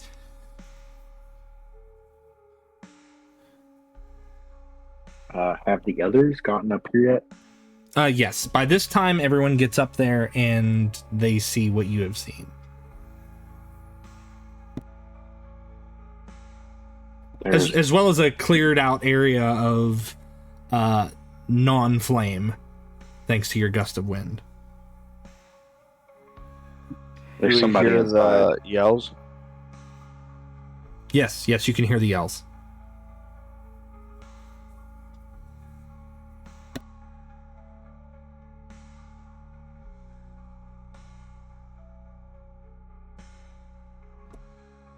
I'm going to proceed inside and kind of motion everybody else. Yeah, I'll run inside. I need both Sorin and Grimm to make dexterity saves for me, please.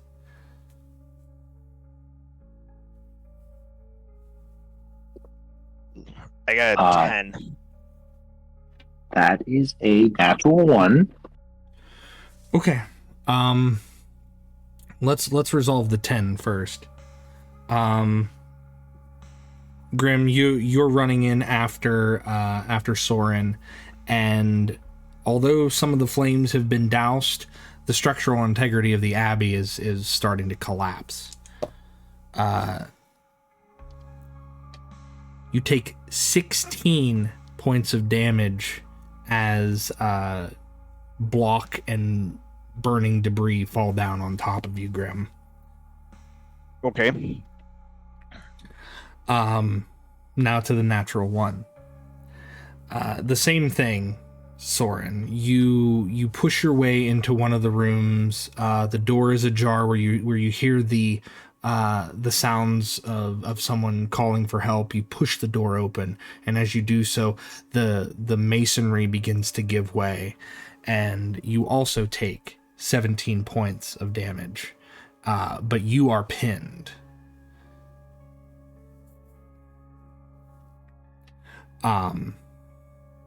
You feel the stones just kind of collapse on top of you, and Warren and Araza, as you're making your way up, you hear parts of the abbey starting to collapse. You hear calls for help, and Grimm, you are able to call out. Unfortunately, where Sorin is, he is unable to call out. With a natural one. If it had been anything else, then yes, absolutely, you could call out for help, but you're like almost buried under rubble. So Araza and Warren, what do you do? Also, you still have the psychic link with Araza, also, Grimm, so you could like. Yep.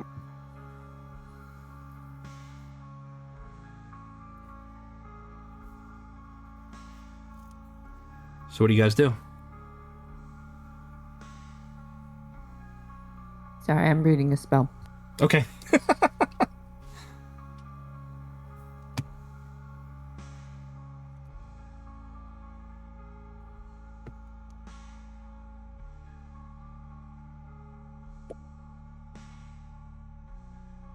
Warren, while she's reading up that spell, what are you doing? I mean, I wouldn't even know where to start, because I'm sure like the roaring of the fire and everything like that is just overwhelming. Could I just do a quick perception check to see if I hear anything or see anything? Yes. Okay, so how big is this abbey we're talking about? It's very sizable. Actually, let me go ahead and get the map of that pulled up specifically. So, the abbey itself. I got a 17 on that perception check, by the way, Joe. Okay, you said 17. Okay, I will resolve that in a second. That's not the music I want, though.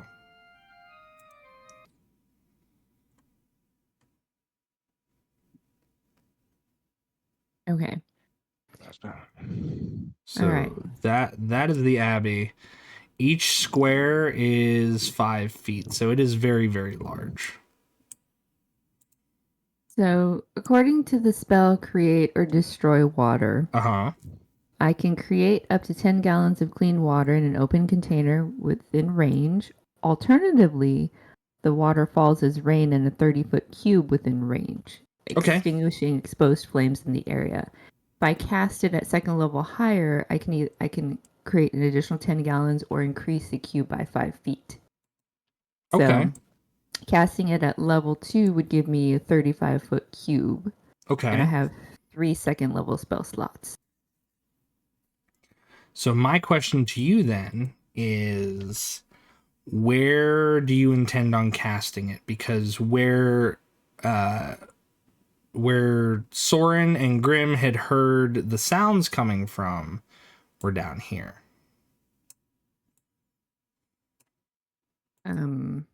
So when Grimm was asking Jymbo to let him know if something attacks the town, did Araza hear that in her head too? Oh yeah.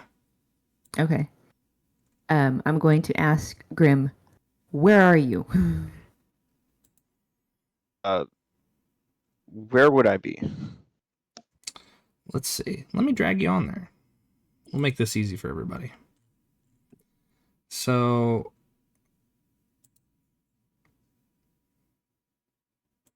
Grimm would be roughly, because there's scaffolding and masonry up this way. Okay. So it's kind of just like collapsed down on top of them. So Grimm is there. And Sorin is in here because he's opened the door and everything just kind of fell on top of him. And then where Araza is probably out there. And Warren's probably out there with you. So. Cool. I can move my character. All right. Yeah. Can you guys also make sure that you can move your characters? I know it's a little small for those of you viewing. But this map is also very, very large, and the one map that I had to update this was not wanting to load. It's a very large map itself, so allow me to apologize in advance. Okay, so I'm gonna make my way over to Grimm. Is he buried under anything? Yeah, Grimm has some masonry and stuff atop of him. And it's on fire? No, that's where the gust of wind had like pushed it out. Oh, okay. But it's smoldering. It's, it's kind of hot. Gotcha. First thing Grimm, are you okay? Can you get up? Yeah, I think I could get up. That kind of hurt. I think Sorin got worse. He's ahead of me in there. Inside? Yeah. We heard the voices in here, right? Or yes. over here? Yes. You've heard them from in here. Let me know if you need help clearing off the debris. If not, I'm gonna go see if I can help Sorin and maybe try and put out some of these flames. Oh, we gotta get past Sorin because I think we hear someone yelling for help in there. So maybe we could make a pathway so we could get to Sorin and out. Okay, so making my way to the entrance to this, is it all in flames? Yes. Okay, I'm gonna cast my first create water as rain in a 35-foot cube. Okay. Starting inside, however big the 35-foot cube is going to be. Okay, so it's again, each square is 5 feet, so a 35-foot cube covers a big, broad area here, so you can get the whole entryway and stuff. But as you do that, it douses the flames, and you just see a pile. I want to roll a percentile. Evens or odds there, Sorin? Odds. On a 99. Okay, on a 99, Araza, you come in and you see Sorin's boots underneath of this rubble. They're sticking out from underneath the rubble. Feet are attached to them, legs are attached to them, but you see the rubble and you see his shoes. Grimm, I need you to make me a strength check to kind of get yourself unburied. Strength or athletics, whichever's higher for you.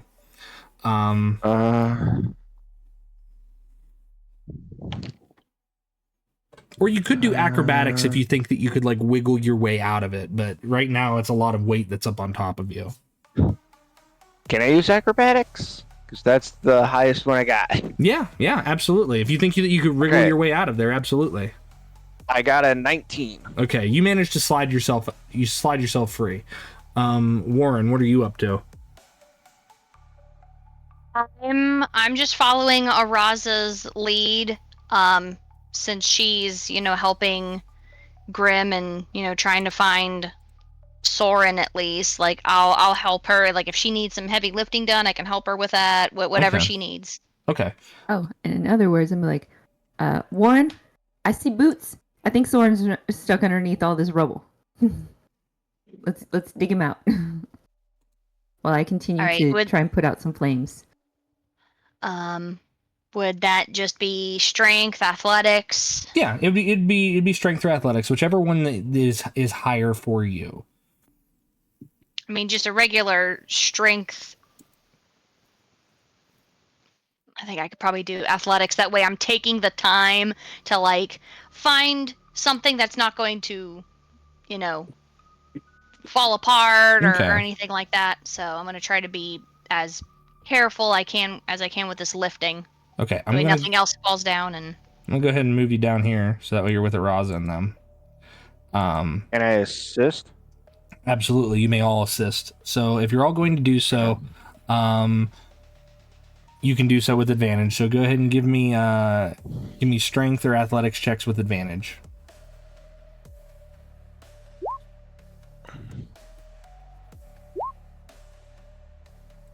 Oh, poopy! It's a 10.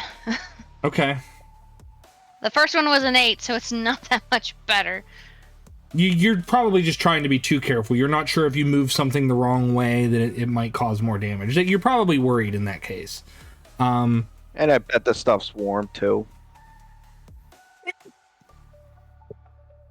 But Araza and Grimm, you may also attempt it also.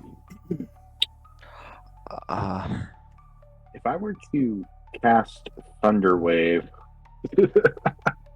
would that get the rubble off of me? I mean, I would say yes. But it requires a somatic component, so you have to be able to move in order to cast it. Oh, okay. Well, it's a good thing that I don't need to breathe. Yeah, so. yeah. I mean, you're pinned under rubble, so it's like you wouldn't be able to move to do the somatic component unless you've got still spell. In which case, yeah, go for it. But I don't think you have still spell. I had a 15 on my strength check. 15. Okay. I forgot to roll. Oh wait, this is at advantage, right? Yes, it is at advantage because you're all assisting one another. Okay, that's a 17 with advantage. Okay. Grimm? 15 with advantage. 15, okay. Between the three of you, Warren's being careful with the blocks that he's moving. Araza, you and Grimm are kind of like shoveling heavy pieces of masonry away. And you manage to unearth Sorin.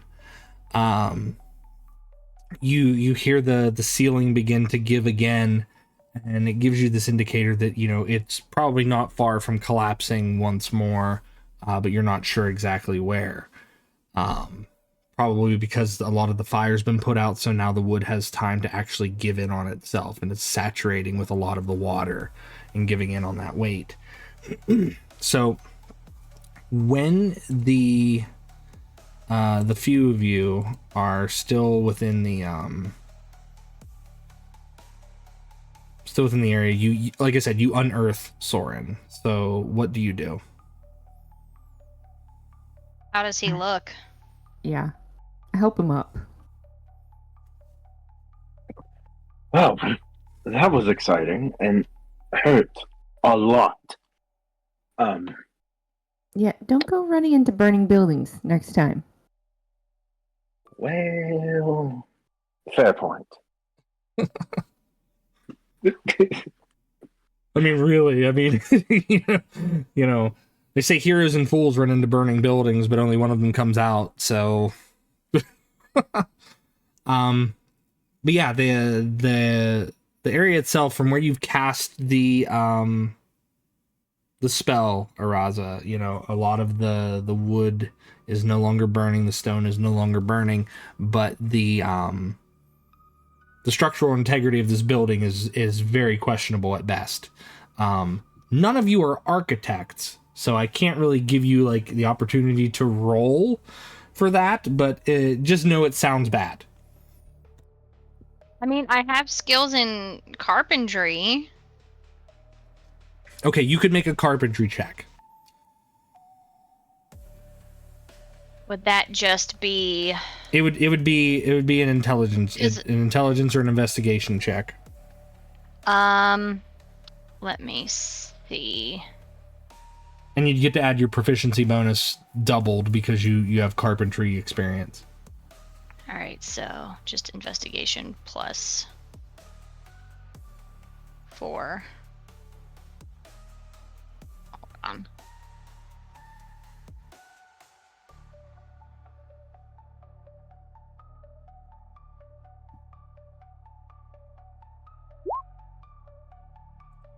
$21. 21. Warren, you know that you probably have precious little time to get anyone out of here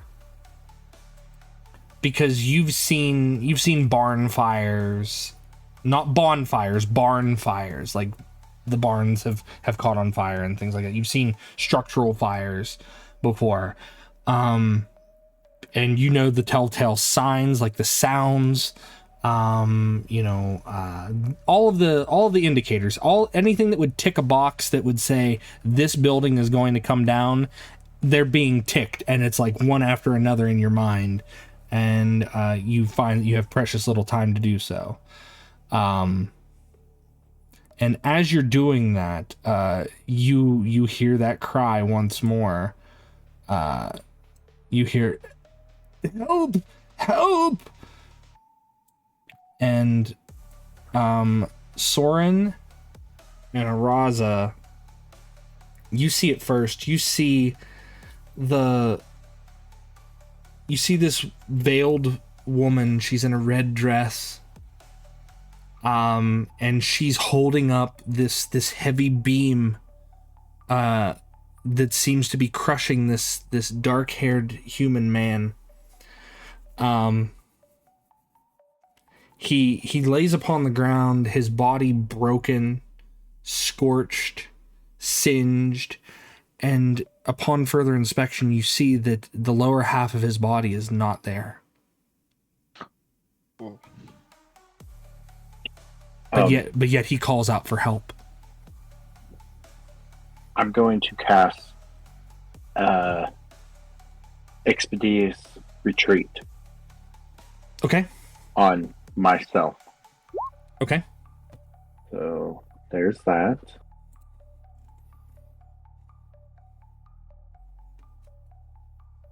So I can take the dash action twice.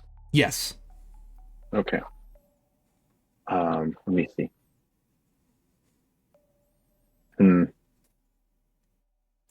I'll be like, well, I know what you guys just said about not running into a burning building, but I'll be right back. I'm going to. Would you allow me to cast Misty Step over to the guy? Right? Yes. Offer to pick him up, Misty Step back outside, and then run in, try to help this woman if I can. So you Misty Step as a bonus action, correct? Yes. So technically, I'm going to say that technically this is like a round by round turn based thing because the building is going to collapse.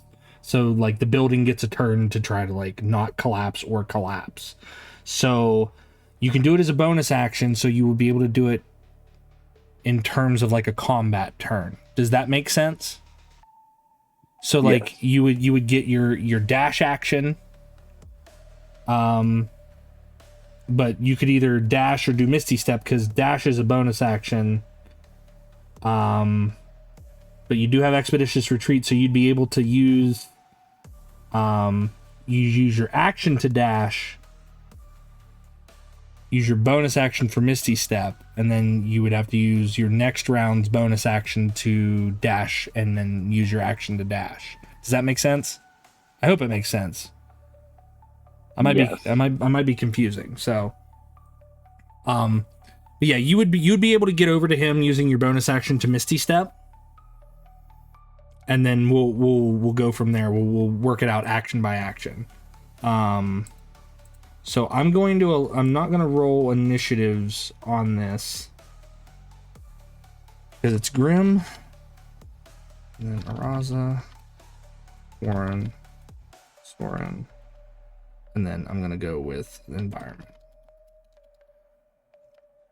So, Sorin, you'll get to act first. And then Grimm, Araza, Warren, and then the environment. Okay, guys? Yep. Okay. Gotcha. Sounds good. All right. So, could I quickly ask them, do they recognize this guy?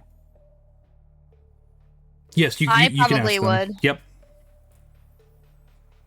I have no clue. I didn't come up to the Abbey with them. Who is this guy? That would be what's left of the abbot. Oh, so the abbot that you guys know. Very cool. So you said that I could Misty Step as a bonus action, Yes. and then get this guy and dash. Is that what you said? Yes. Okay, well, I reckon that's what I'm gonna do. And you said each square is 5 feet, right? Yes. I know the map is a little off. So you might just have to count it like one by one. So 5, 10, 15, 20, 20. It's 25. It's roughly 25, okay. 25 feet away. So do you Misty Step over to him then? Yes, I'm going to Misty Step over to him, and I'm going to be like, please, allow me. No. And I'm going to... No, listen to me. Take her. You have to take her. She's the key. I know it sounds crazy. Believe me, Sorin. And you see the face of the abbot, it changes. You see his body, the flames have torn all of the clothing from him, and you see this once pristine platinum armor, now a singed, ruddy red and black. His wings, once a glorious hue of gold, now a sullied copper, and they're mangled and twisted. He's still missing his legs from the waist down, and his hair goes from this jet black to a platinum blonde. But again, the smoke and everything has kind of just corrupted his visage. And you get another flash in your mind. You see that you recall the day that the Abbey attacked Strahd, and leading the charge was this angelic celestial being, this Deva, who so proudly was at the forefront of the charge, and against all odds, you watched him get struck down. You don't know what happened to him, but he is here. He is right here.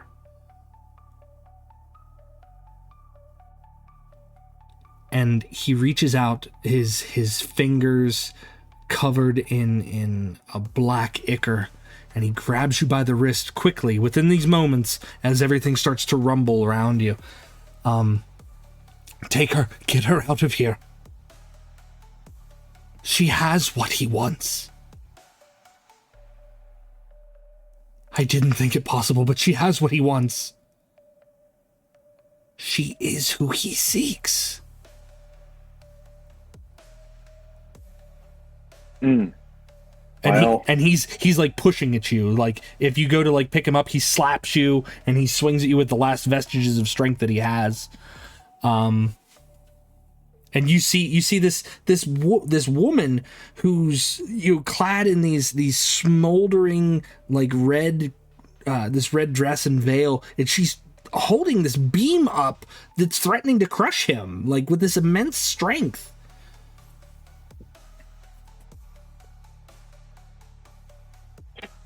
I will say it was good to see you one last time, and I will take this woman. Take her back. Okay. if I can. I assume you take her by the hand or the arm or something. Yes. All right. So you take her by the arm, and she drops the beam. It doesn't land on the abbot. Drops the beam, and she's no, and she's bawling and letting out this horrible cry. And Warren, you've heard this voice before. It was there when she was trying to learn how to use silverware. And she's like, no. And she doesn't want to be pulled from him, Sorin. She doesn't want to leave him.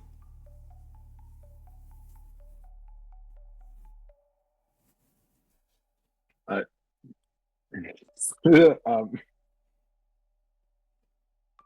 going to say to her, please, we have to get out of here before all three of us die. Okay, so you're there in that moment. You're trying to pull her away. I'm going to move to Grimm, Araza, and Warren, and then we'll come back to you, Sorin, because my environment needs to take its turn soon. Grimm, Araza, and Warren, you hear Sorin arguing with someone inside. And Warren, from where you're at, you can see the woman in red. You know her as Vasilka. I shout her name, like, Vasilka. Who? And That's what Araza says. Yeah. She looks up, and I mean, even through the veil, like, you can tell, like, her eyes are wide as if someone has, like, recalled her.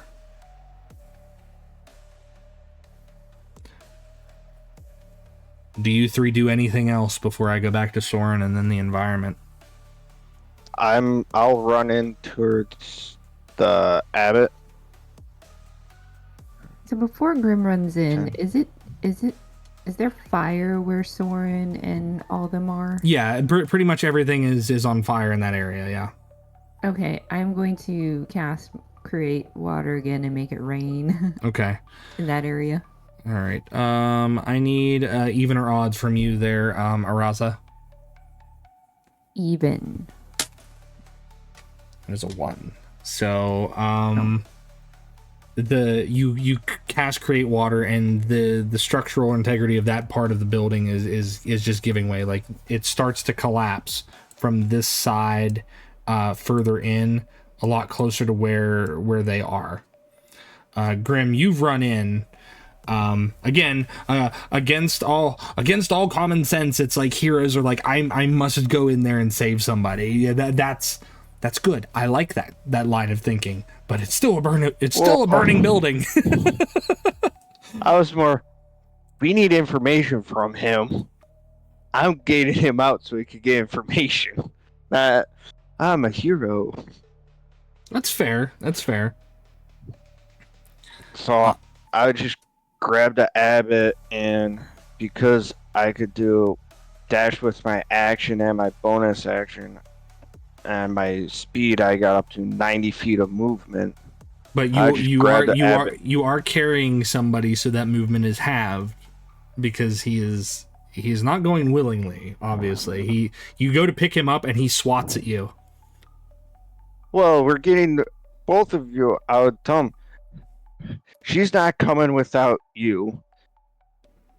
We both are going to get both of you out. She will go where she is bidden to go. And his eyes glow. His eyes glow a golden hue. And Sorin, you've seen this once. And this is probably the only other time that you've seen this. So this makes the second time in your lifetime that this light has flashed. There's a brilliant flash of light. And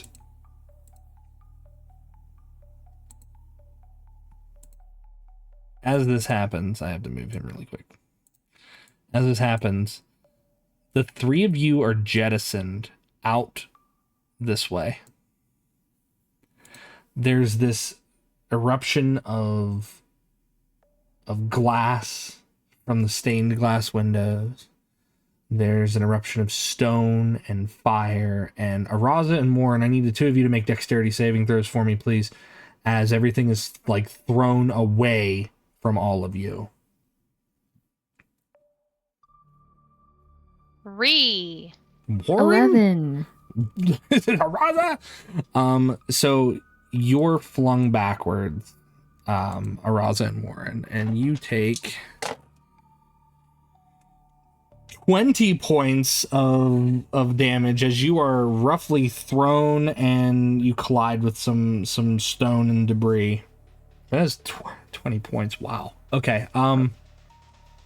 We both take 20 points? Yes. Okay. You're flung backwards, and this entire structure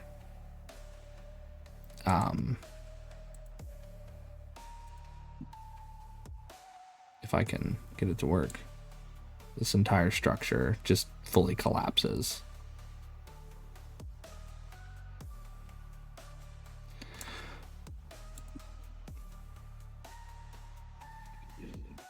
But the 5 of you are now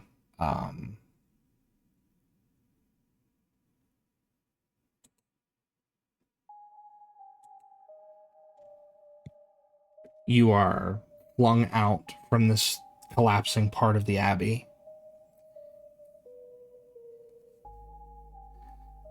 The ground itself, it was once covered with snow, but because of the heat, you can actually feel the cold ground beneath it. The woman is on her knees, she's sobbing and she's reaching out, and for the first time, Araza and Grimm can see this woman. You see that she has stitching along her flesh, on her wrists and her arms, almost all the way up. There's portions of her veil that are burnt, and you can see the how her face appears. And I will enlarge this so that way everybody can see it.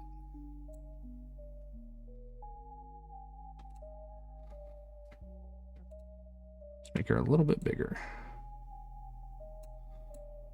She's not pretty. I should probably move her off of that. Here we go. That is what she looks like. Her lips are blackened, her skin is pale and powdered, but because of the flames, it's kind of just it's kind of like caked it onto her flesh. You can see like her body is stitched together. She's an amalgamation of body parts and things like that, and she's sobbing and calling out to the collapsed building. But she's kneeling on the ground near all of you. Is the collapsed building still on fire? Not at this point, no. It's all just kind of given in on itself, so it's all just rubble. Okay. I'm gonna start trying to dig out the abbot. Okay. And I'll tell everyone, if we're able to get the abbot, we got 2 scrolls with speak with the dead. We could get information from him. Maybe he could help us to give us information to defeat Strahd.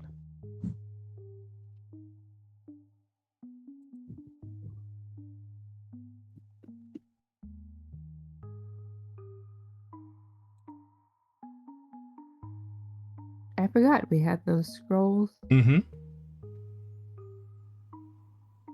But man, that hurt. Warren, are you okay? I'm gonna need a moment.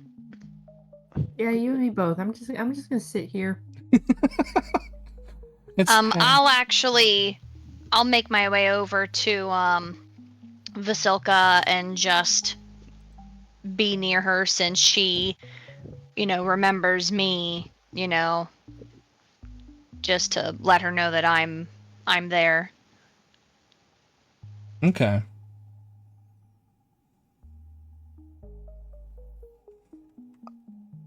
I'll also psychically talk to Jymbo and ask, is anyone attacking the village? And if not, bring Sir Rusty and come up here. We got bury the abbot. My mic was just off. I before you said that, I was like, and then you hear through the link Jymbo saying, "Hey, how's everyone doing up there? I'm doing pretty okay." So Jymbo does that then. I'm just switching to the map so that way it's not like so chaotic, but I respond back to Jymbo going, "We're all right, just a little singed and beaten, but we're all right. Glad to know you're doing fine."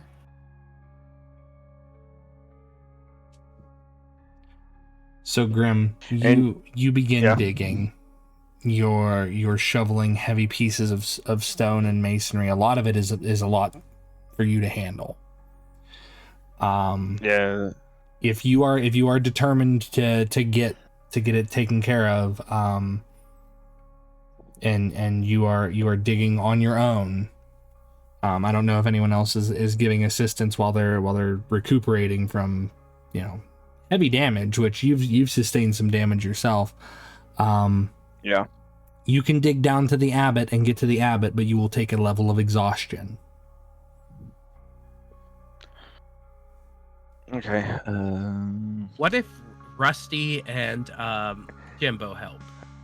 He would still take a level of exhaustion because he's taken a significant amount of damage, and it's a lot of rock to move on his own.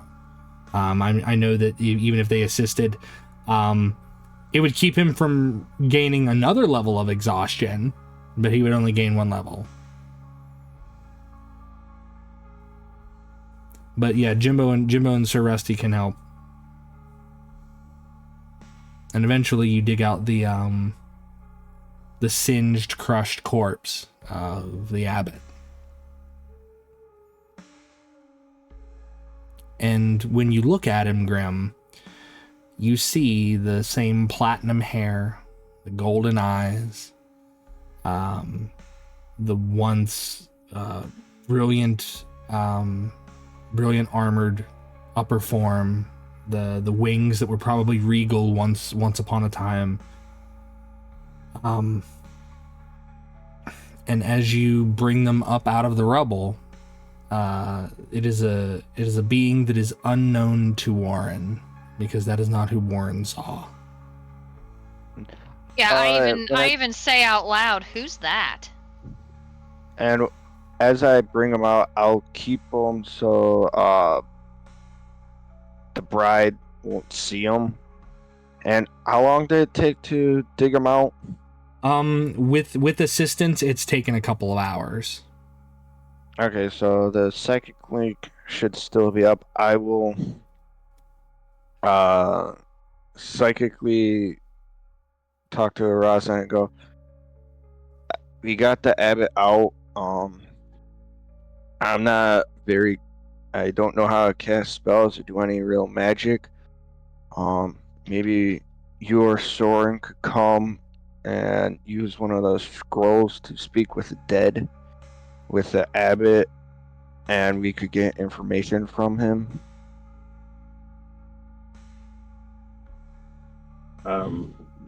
I'm actually going to walk over to the abbot's body and cast Gentle Repose.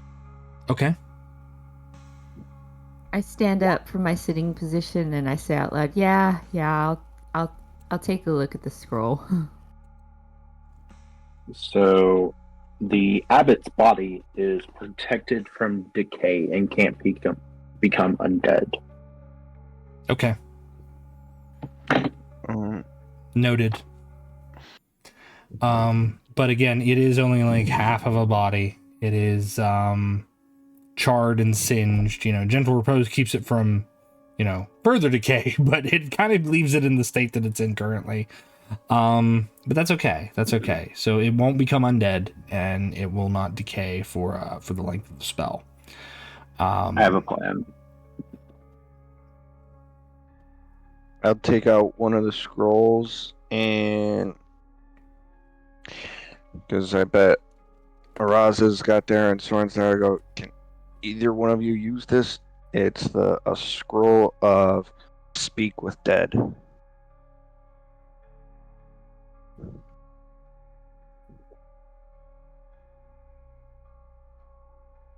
I think I would be able to. I'll hand him the scroll. Okay. Casting a third level spell slot versus using a third level spell scroll is different, right? Yes, it is. Okay. All right. Wait, is Speak with Dead on the wizard spell list? It is. It's a third level necromancy. Okay. Yep. It's bards, clerics, and wizards, I believe. I think those are the only 3 classes that can do it, though. So, do you cast it from the scroll? Yes. Okay. The corpse regards you lifelessly.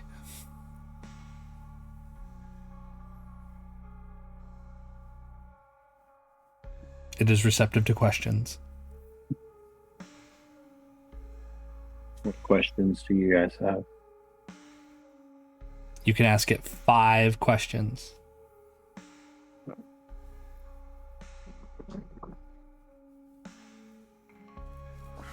Ask him what's so special about her. Yeah.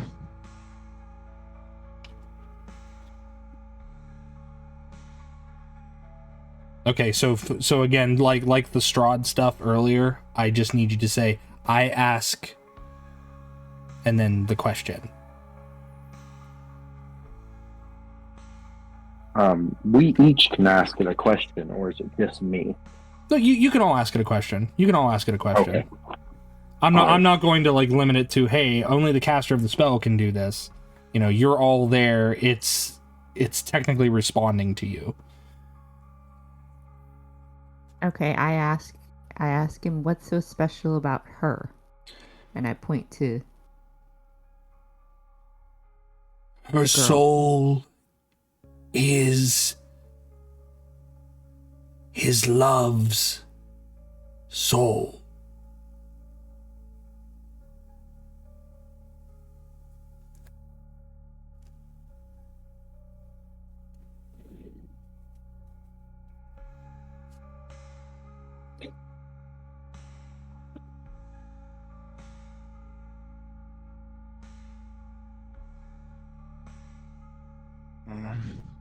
What other questions should we ask? I'm going to let you guys ask all the questions because mine are more personal. So until you guys have no more questions, I'm still can't we with. do this spell a few times? I'm still with Vasilka. I'm making sure that she's, staying calm, because if she sees him talking, that might set her off.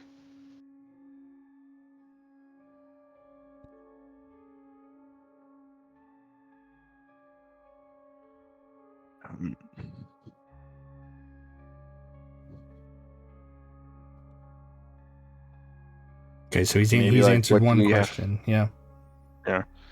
Maybe like, what do we need to do to kill Strahd?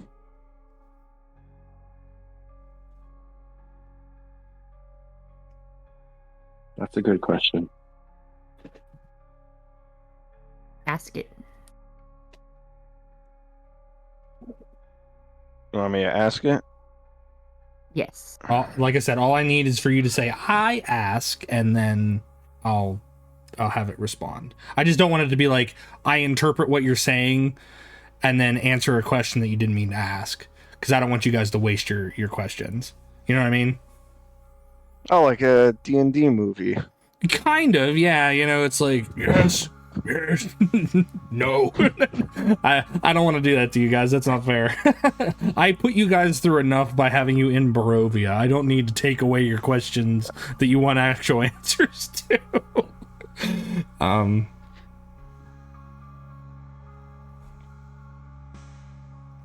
So yeah, you let me know.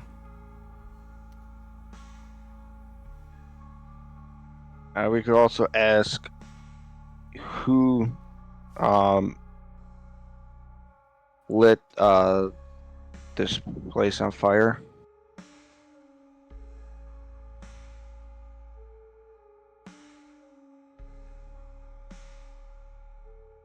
Is that one of the questions you want to ask? Above table. Okay.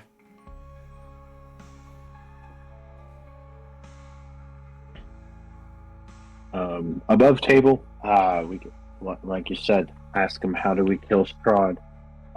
We could ask him, like you said, who made the fire happen. We could also ask him who is Strahd's lover, because apparently she has the soul of Strahd's lover. Yeah. Those are all really good questions.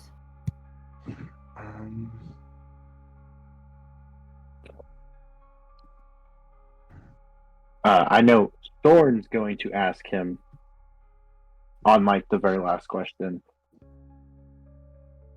What happened that night whenever he was defeated? That's what Sorin's going to ask him.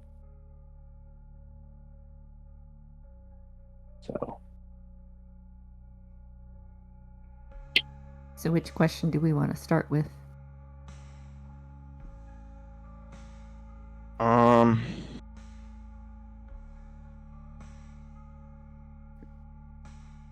We could start with how to kill Strahd, because if he says we need to get these few things, then we might change the other question to like, where are they?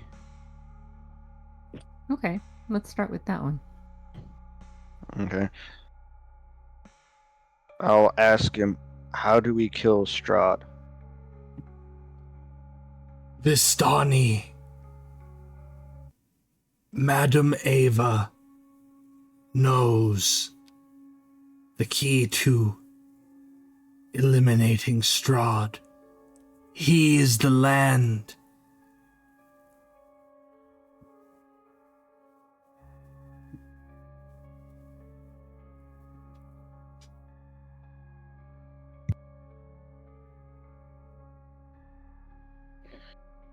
Okay, above table. Should we then ask, where is Madam Ava? I think we already have an idea of where she is, right? Yes. Jotun? Yes, that is correct. The last that you knew, she was at the Sayre pool. Yeah. Sure.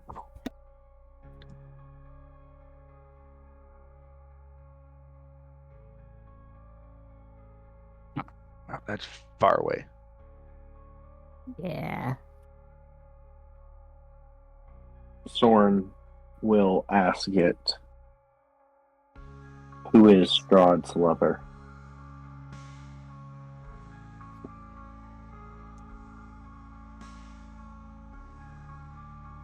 Strahd has sought her soul, and many years she has evaded him. Each reincarnation becomes his toy, his puppet. I made a puppet in hopes of capturing the soul. She resides in Vasilka.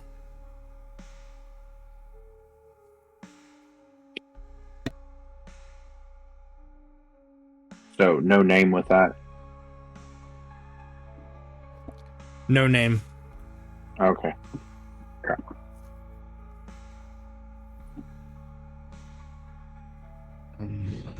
Okay, above table. Maybe instead of asking who started the fire, because I kind of think Strahd did that or had someone do it. Maybe we could ask, do we have to protect the bride from Strahd to be able to destroy him, or do we have to give the bride to him?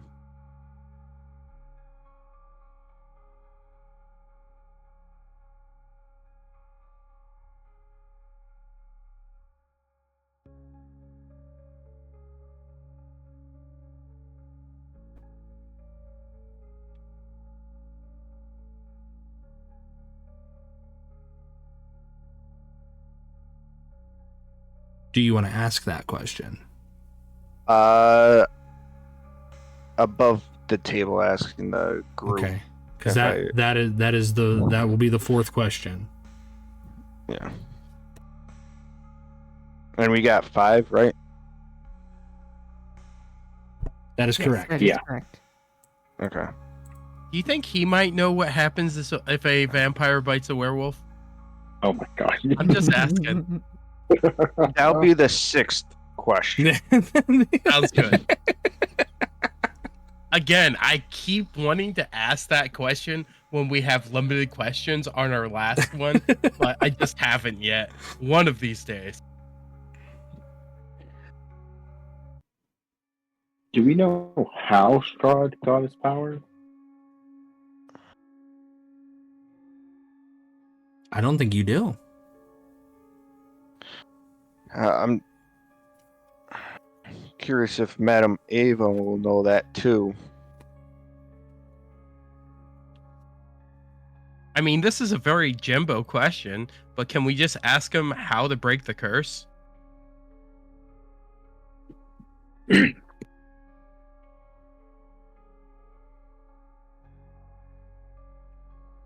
Is that an above? Is that an at the table Jymbo question? We all know No, that Jymbo does this, but That is a psychic in the mind of Grimm in Araza question. Yeah, that's Okay. definitely Okay. over the table. okay. Over the table. I mean, it's just so in character for Jymbo. It is. But Jymbo Yeah. is not with us. I am. Yeah, Oh, the, you are? the Yep. time has passed. He ran up there with Oh, okay. Yeah, Sir Rusty. Yeah, they helped me unbury him. Gotcha.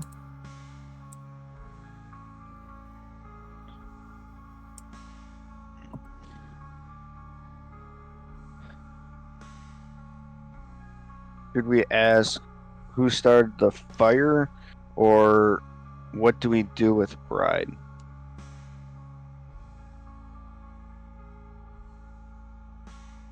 What do we do with the bride, or where do we take the bride? Do we protect the bride from Strahd? Yeah.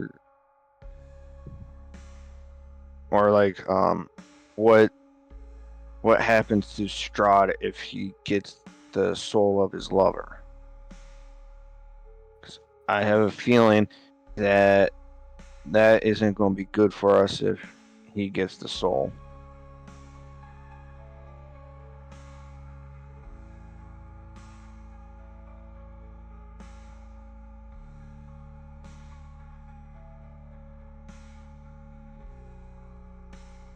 That is a good question. To understand what happens if he does get the soul.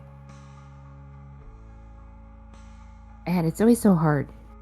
It is, especially when you got it's a limited resource. Yes. Can you cast a spell on the creature twice? Speak with Dead will only work once. Oh no. Once ever, or like once a day? Once. Oh.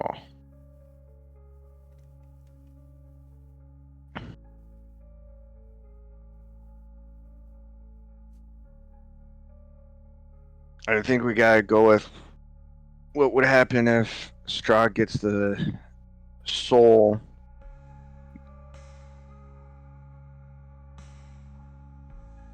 Because if we know what happens if he gets this soul, then we know if we have to protect her or not.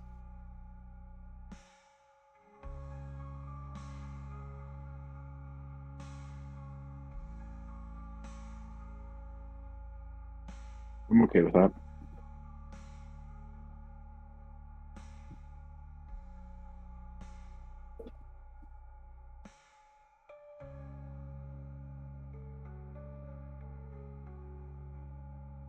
Okay, so is that what you ask? Everyone's okay with it, yeah. I'm good with it.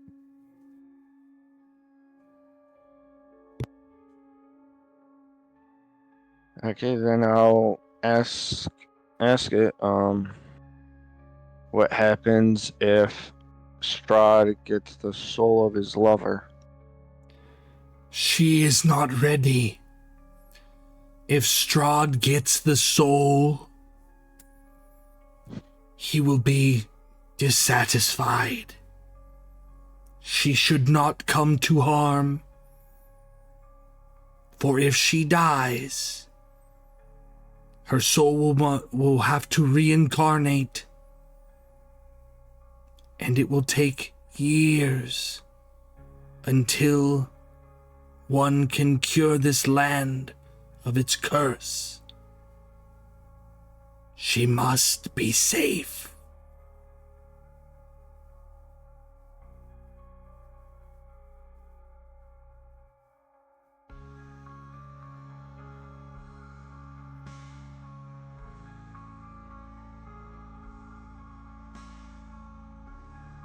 So we have one more question left.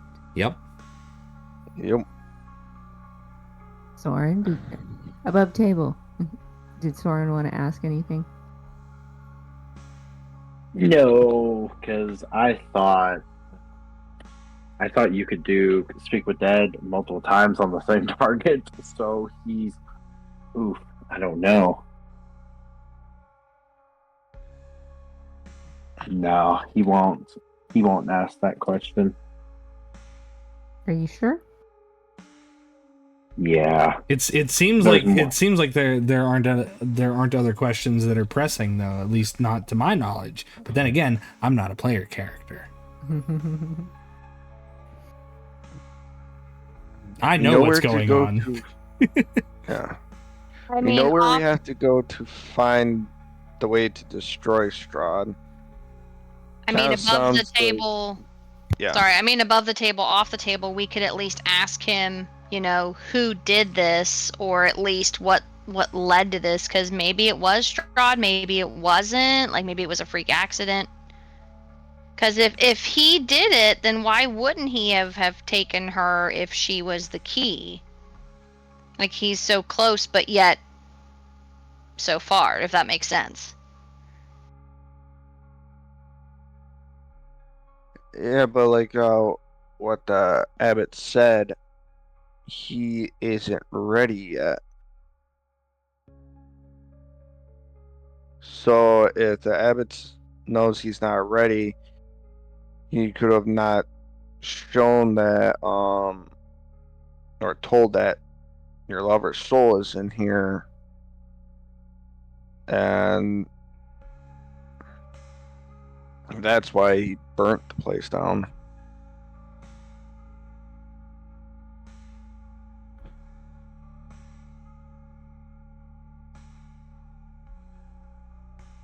Sounds like he was hoping to take her with it.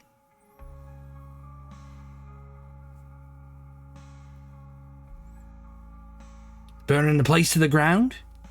Makes sense, right? We did kind of tell him that the abbot was making a bride for Rod. Yeah, but if he's not ready to get the bride, and he's still like, because when we talked about um having trouble with the lover, he freaked out. So if could be that the abbot was saying he wasn't ready because if he hears about a lover for him, he just goes ballistic, and he started the place on fire because he doesn't want the lover. So we still have one more question left, correct? Yes. Yes. Above table, when we asked him about whether to protect her or not, trying to recall, did he specify when he said when she would be ready for us to present her to Strahd, or no? No, he did not specify when. Okay. Should we ask him if how we would know when to present her to Strahd?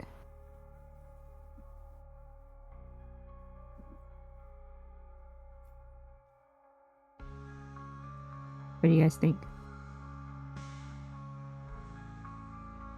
Yeah, that is Better than my questions.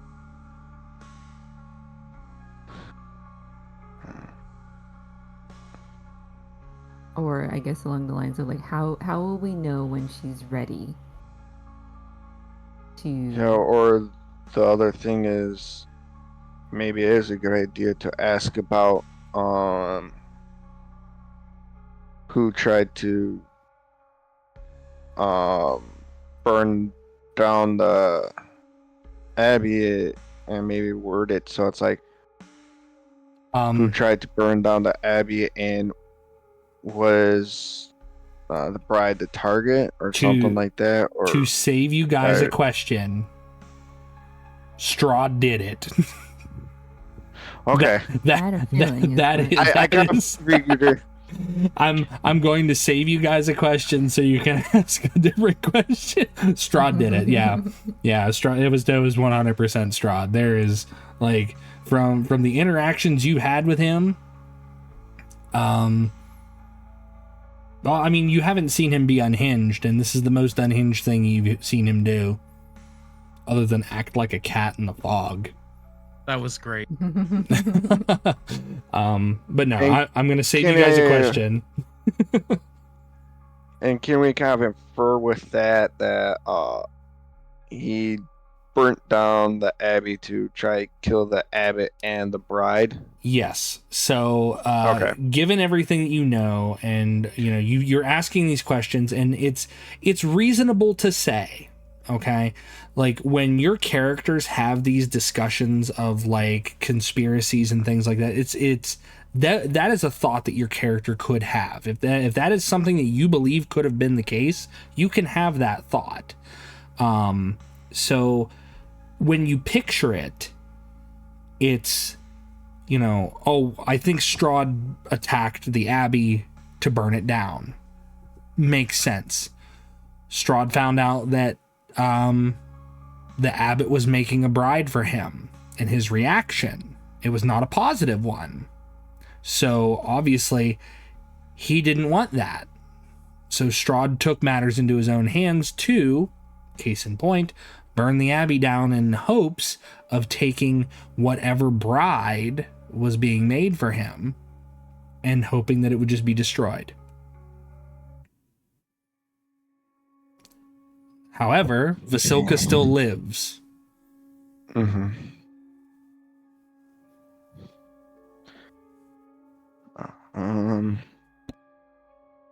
Last question.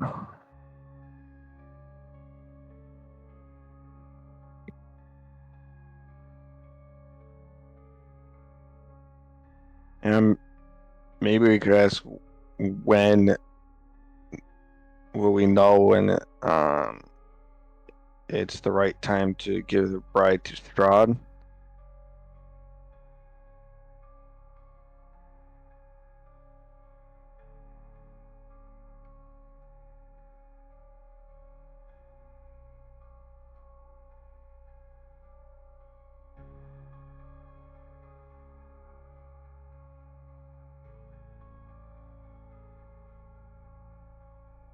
I don't think any time is a good time to give the bride to Strahd. seeing as how he reacted, maybe it's wise that we just don't give it to him at all.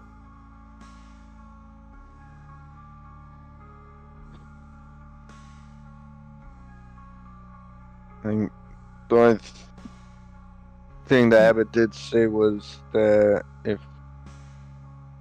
when we basically give this Strahd Lover's Soul to Strahd, it'll break the curse.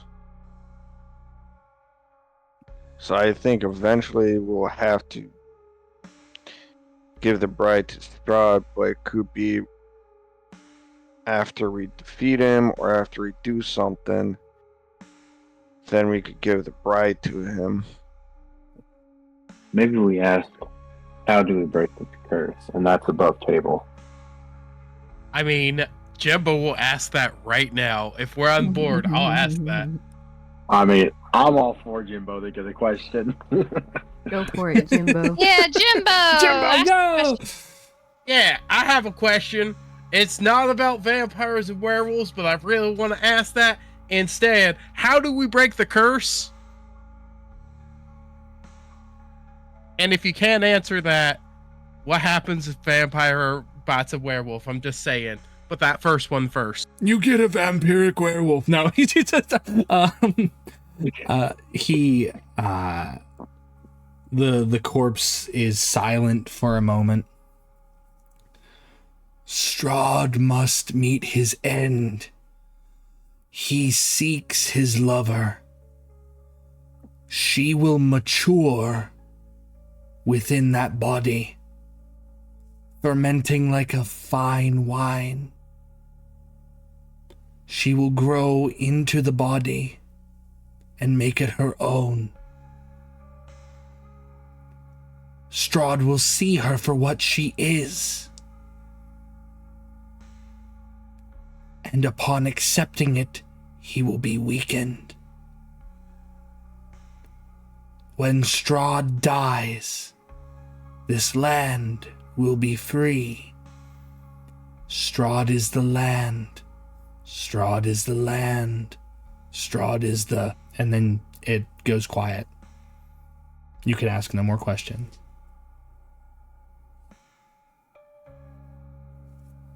So I gather two things from that exchange. This land is full of wine and curses. That's about it. Okay, so we got... Yeah, so we got let the soul that's in the bride mature. So the soul takes over control of the bride. Then, once that happens, show the bride to Strahd. He gets weakened, and then we could kill him. That's what it sounds like, yes. And we got to protect the bride from Strahd and all his minions until the bride matures. Does the bride have to breathe right now? Yes, she... Were you gonna put her in your bag of holding? Yeah, she does. I'm not gonna lie, I was thinking the same thing. So, Well, in in my defense, if she didn't have to breathe and we put her in the bag of holding, and if Strahd sees us, he won't see us bringing the bride around, and so he most likely will just keep trying to talk to us, and we can maybe play it off that when we got to the abbot, everyone was killed. so And then I think Strahd knows everything that goes on in his land. That's just a guess. Yeah, there is no hiding anything from him at all. We can He just didn't tell know him this about is the Jimbo's bride. sister. but he didn't know you have a about the sister? bride until we told him. Because from what you guys told him, you're like, do you know what's going on at the Abbey? He said, I know that they're digging up bodies and they're making creatures. Didn't know that they were making a bride until Warren said something.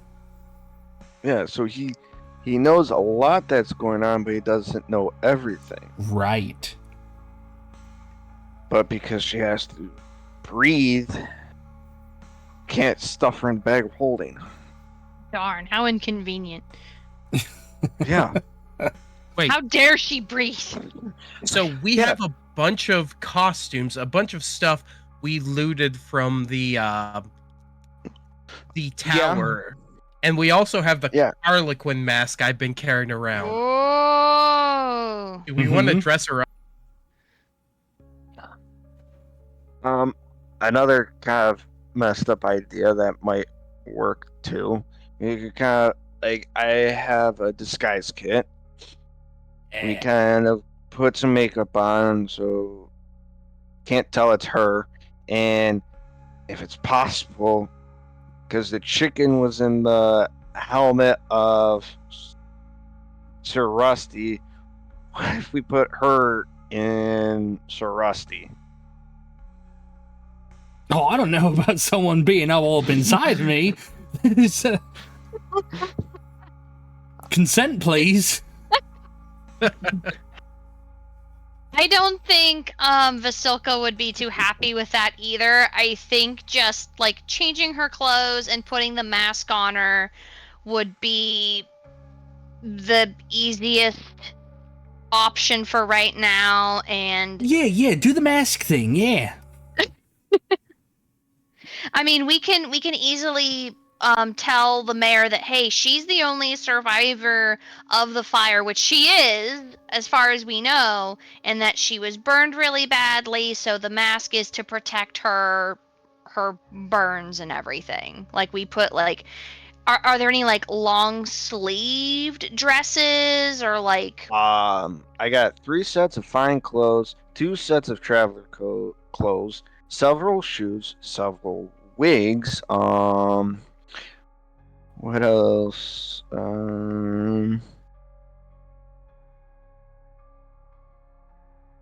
I got 3 vials of perfume. It's Yeah, safe definitely to gonna need assume that from a majority of what you have, you probably have at least, long sleeve dresses and things of that sort to kind of disguise her. We get to play real life Dress to Impress. Yeah, you get yourself a real life Barovian Barbie. That's what you get. You get Barovian Barbie. Barovian's next top model.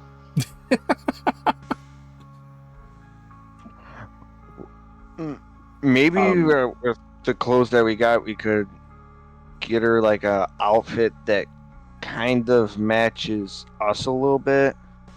So then if Strahd comes, we could play it off that we just picked up another traveler with us, another adventurer, and to also kind of make it so we're not like walking around with a bride that he might put 2 and 2 together. Yeah, because she's like a literal corpse bride. Yeah, because that's probably the last. Like, if he's the one that did, like, he is the one that did this. He saw her wearing all that, so we definitely do need to put her in something different. Yeah, and we could put some leather armor on her too, because if we get attacked, at least she has a little bit of protection. And she seems very strong.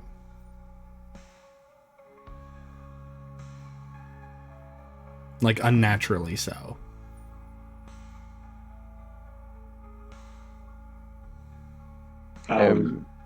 Sorin, you were going to say something? I'm sorry.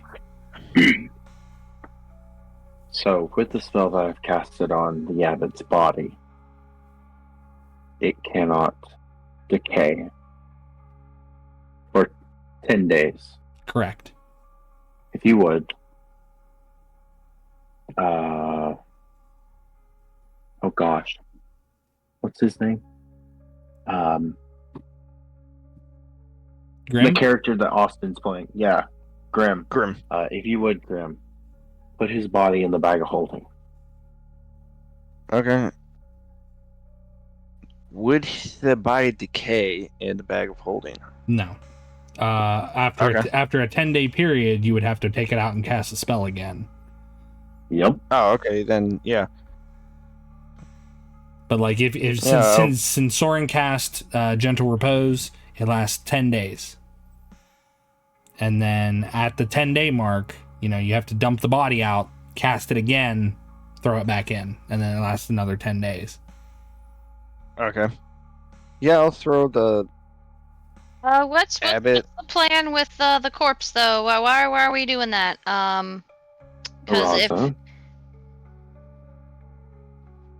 Yes, you are a healer, correct?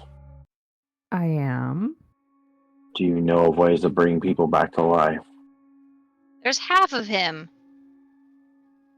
There are ways, but I am not very proficient in that. Okay, well, yes, there's only half of him, but we cannot use another one of these scrolls on his body. It simply will not work. But if we bring him back, I have questions that do not relate to the current state. It relates to it relates to what happened back when I was walking 100 years ago. But if we bring him back, he may have information on how to defeat. Well, I don't know. He may just have information. I mean, I'm not a magic person, but that kind of spell just seems like one and done.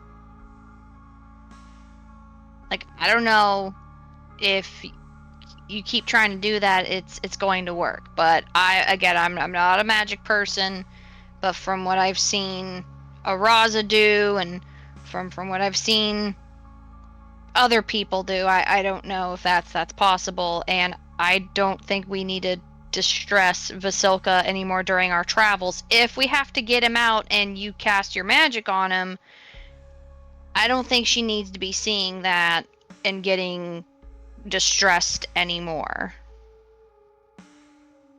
Well, if we gotta take him out to recast it, Sorin and I just walk like 50 feet away, take him out, cast the spell, put him back in, and we don't even have to take him fully out. Just enough that you could see him and cast the spell. Well, I mean, technically, because it's an extra dimensional space, you do have to like dump his entire remains out, cast it, and then throw it back in. So yeah, you kind of do have to just dump him out. But Okay, but still, we could walk away, cast it, because if we're able to revive him or something, because I don't know how to make sure the soul that's in the bride will mature and actually take control of the body. I don't know if it's just a waiting game or we have to like coach it out of her. I think it's just a waiting game. And besides, weren't we gonna take her to the Vistani, to the madam? Yeah, and also if we're able to revive him, Sorin could get answers to his past. And if we're also able to revive him, we might be able to get more information about how to have Madam and the Abbot give us all the information that we need, because maybe the Madam doesn't know everything that the Abbot knows and vice versa. maybe she knows something about what's going on with him. And then Rusty points to Sorin. Sounds like she knows an awful lot. I'm sure she probably knows everything that goes on in this place too. Pretty much. There's a lot more questions that we need to ask him, and we can't do that unless we attempt to bring him back.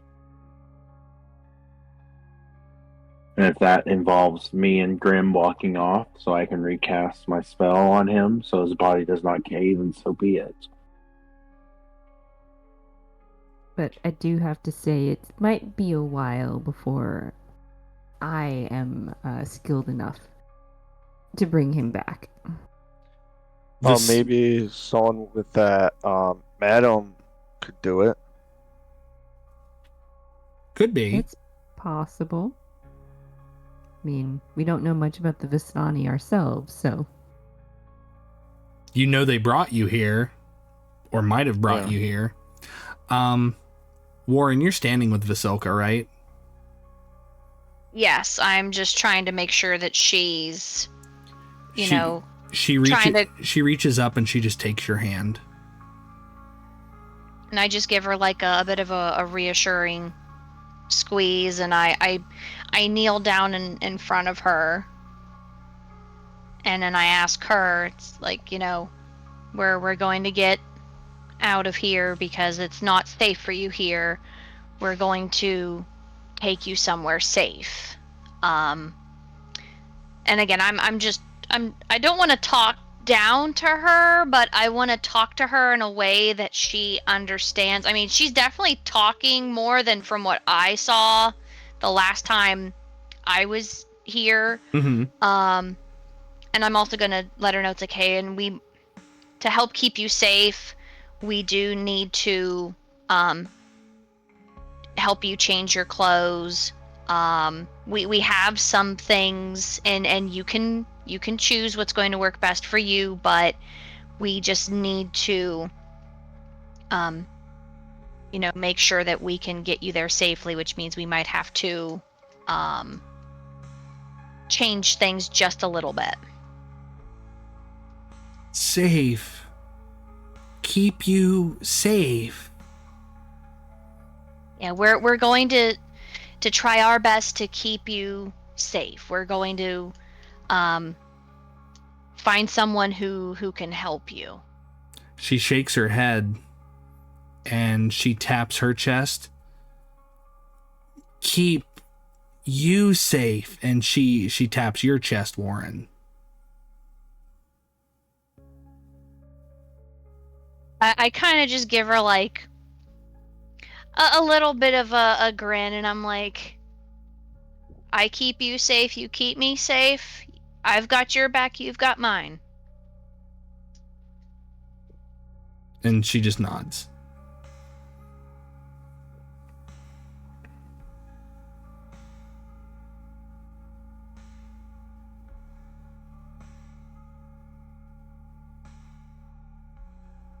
I figure maybe like once we get things settled, like we'll take her back to... Do we still have that home? Oh yeah. In the town? Nothing in Krezk was burnt. It was just the abbey. Okay. Maybe when we get a more stable plan figured out, we can just all go back to that house. We can get her changed and things like that, and we can at least if the burgomaster asks anything, we can at least just let him know, hey, there is one survivor, and we're gonna take her to some place safe. Okay. Like, if she's got family somewhere, we're gonna try to be a bit vague, like, oh, she's got family, we're gonna take her to family or something. Okay. I think we should disguise her first. Before. Where can we disguise her at, though? She shouldn't be changing her clothes outside of a burnt abbey. There's we can at least really no one around to see it happen besides you guys. Yeah, I'm just worried if we walk her down through the village that she's stitched together. might freak out a lot of people, and there are guards here, and I don't want to risk a guard just freaking out and trying to attack her, and then we will defend her, and then now we might be put in like a tough situation with Burgermaster. Like I'm saying, maybe not fully disguise her, but I think with the fine clothes we could get like a cloak or something just to kind of cover the stitching up. I mean, if you guys have a cloak, you could probably just drape it over her and keep her out of the eye for a while, at least until you get to the house. We could also just say that she's a minion that I summoned and is under my control. So hear me. But what? Go ahead, Jymbo. Sorry, hear me out. But what if we just do My Fair Lady? I mean, that's what the abbot was kind of trying to do, like, but I think he was just being too uppity about it. And from what I remember, like, she's doing a lot more coherent talking compared to when I last saw her. So I think she can pick up things pretty quickly. I think we just throw a cloak on her and just make it so, yeah, her face, it's like black lips and very pale, but doesn't look like she was stitched together if you just see her face, right? I mean, we'll just you would have to really, really like get close, but well, we'll put the cloak over her with the hood. We'll take her back down to town. If anybody says anything, we just say, hey, she's a lone survivor, but we're gonna take care of her. You have nothing to worry about. Like, she's got family, she's in a lot of shock, I would also say more of she wasn't the survivor, because everyone was in shock about the Abbey being on fire. We could just say we picked her up on her traveling back, but they saw us all come back to town. We went up to the Abbey, and they're like, where's this extra person coming from? Like, how did she get here? She was in the bag of holding. No! You are grounded from the bag of holding. She's my sister. Jymbo, take it. You're trusting Jymbo with the bag of holding? This is great. No. I'm keeping the bag of holding. I was just saying we picked her up on her travels because just in case Strahd comes back. But we came back to the town. There were the 5 of us. Yeah, we went up to the Abbey. We come back with 6. They're gonna know. It's like, oh, did she survive the fire? Like, what's going on? Yeah, because the road up to the Abbey is a little switchback road out of Krezk, just up to the cliff face. So there's no other way for someone to get up to the cliff face of the Abbey unless they went through Krezk. So they would have seen someone go up that way and then come down from that way. So it's kind of like they would know, like, this person would have had to have come from the Abbey. There's no there's no other way for them to climb up there. I think that's what they're trying to get at. So well, I was just kind of go with how you're saying Burgermaster is like in just awe and shock, and that we could just pass it off that no, there were 6 of us when we ran up to the Abbey. Hey Jymbo, can you make an insight check for me really quick? Of course. I have a question for Jymbo while you were with the townspeople. 21. Okay, ask your question, Araza, and then I'll address the 21. Jymbo, did anybody ask you about Sir Rusty? No. They weren't really paying attention to much. Jymbo with a 21, you know that they're not paying attention to what's coming up and what's coming down. They were too shocked by what they had seen. You know, all of a sudden the abbey bursts into flames. They saw they heard screams and all other sorts of traumatizing things, and they're not going to be focused on numbers. They're not going to be paying attention to if you go here, go there. You're more than likely going to be able to just get her down the hill without them asking questions. Yeah, I don't think they're really caring about too much right now because of the explosion and fire. We can probably just waltz her up to the house and no one's going to ask anything about anything. But we'll just tell her she's my sister. We look very much alike. This is my point. They didn't ask him about Sir Rusty, the animated armor that's traveling with us, so... That has a chicken in its head, so... Exactly, They haven't said anything about that chicken. Ain't nothing been said about the chicken. So, I don't think we necessarily have to come up with anything. Yeah. But I think we're overthinking it, but then again, I'm just an empty helmet. But you bring up good points. Technically, you're Rusty. not an empty helmet anymore. You got a chicken in there. Oh no, she's down in me breastplate right now, and he knocks on it. You hear, Okay. Chicken breast.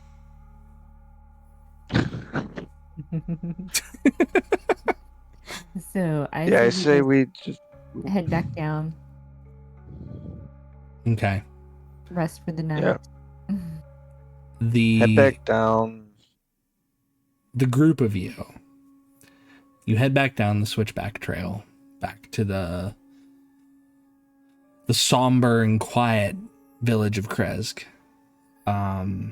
There's no one to greet you as you make your way down. A lot of the citizenry have taken it upon themselves to just go home and process what's happened. And it's kind of what you guys are doing. You're returning to a home that's not your home, that has become your home. And you're processing what has happened. You open the door to the Vladova estate, the house that the burgomaster has so kindly given you in lieu of the occupants having gone missing, or, as suspected, they've met their untimely end. And there's an odd sense of comfort, not from your environment, but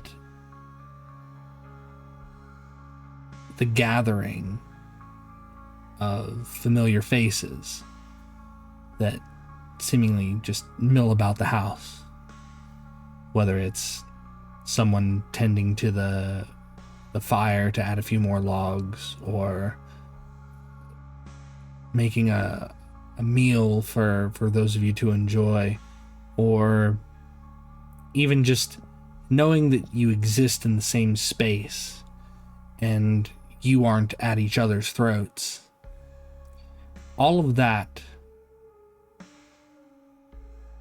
knits a blanket of comfort for all of you. You settle in. A new companion alongside other companions.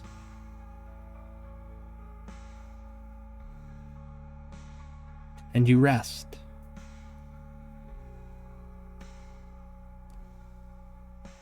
You can sense that there's a stillness in the air, and every so often you can hear the faint scream echoing down from the cliff face towards the village. Screams that likely passed hours ago. They cause the hairs in the back of your neck to stand on end.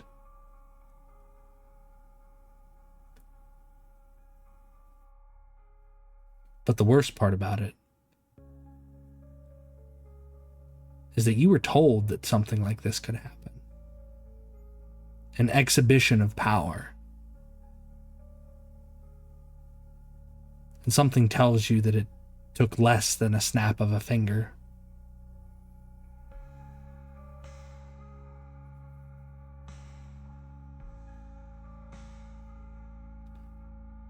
That is where we will end for the night. But know this. You've all gained a level.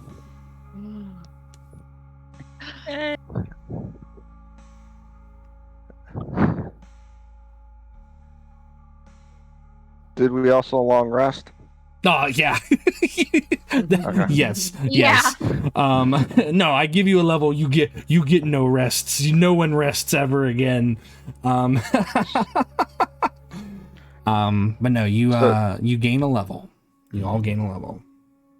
And I get rid of the exhaustion? Yes.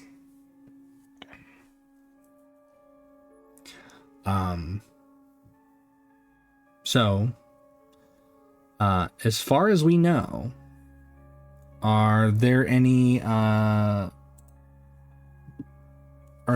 issues with a resuming next week? I will be in Atlanta, Georgia for a football game, Okay. so I will not make it. Okay. So that will put us at the 25th for the next game then. Not the 18th, the 25th. Yes. Okay. Is that good with everybody? Like, do we have anything that far out that we are aware of? Not as far as I Nope. know. Okay. If anything, okay. Sorry, I didn't mean to cut you off, Goldie. I apologize. Oh, no problem. I'm fine. Okay. So we will resume on the 25th, 7 p.m. Eastern Standard Time. Again, one more time, I want to thank all my players for a fantastic session. I hope they all enjoyed themselves. But I can't speak for them. They can speak for themselves. But we're gonna go ahead and we'll do our end of stream stuff. I'll mute Discord, that way they can talk amongst themselves. If they have to depart, they can depart.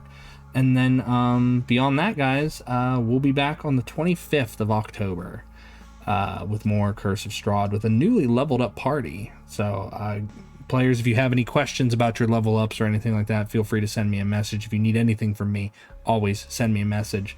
In the meantime, that's it for them. I'm gonna find somebody to raid out to, so you guys can hang out in chat if you wish, or you can depart. You don't gotta go home, but you can't stay here. But yes, thank you guys, thank you players, thank you. Thanks for And- another awesome session. Thank you. Yeah. Mm-hmm. All right. I'm gonna go ahead and I'm gonna mute the players in there in Discord, and we're gonna find someone to raid out till. I hope you guys enjoyed yourselves. Chat. Thank you, Kieran, for the raid. Hello, Taiki. Thank you, Redeeming First, and for Sunshine. Thanks for 26 months. That's fantastic, and you guys are wonderful. Let's see, who we gonna raid out to? Who's streaming?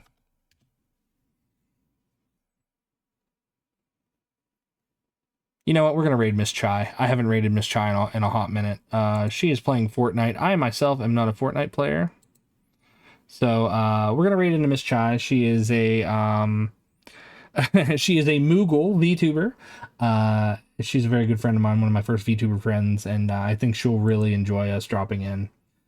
So we're going to go with the good old-fashioned Viking raid. Chat, if you don't have my emotes, use whatever emotes you have. Just be polite, read the room, and as always, please be polite to the streamer we're about to drop in on. They might be in the middle of something and may not be able to respond to us right away. I'm sure they'll go to us if they can when they can. If you like the streamer's content, please give them a follow. If you really like their content, give them a subscribe. You're not required to do either, but do remember, follow is free. All right, guys. We'll be back tomorrow, hopefully 7 p.m. Eastern Standard Time for a special one-shot. So join us. Until then, friends, stay safe, eat well, stay hydrated. I'm going to catch you guys in the next one. Bye-bye.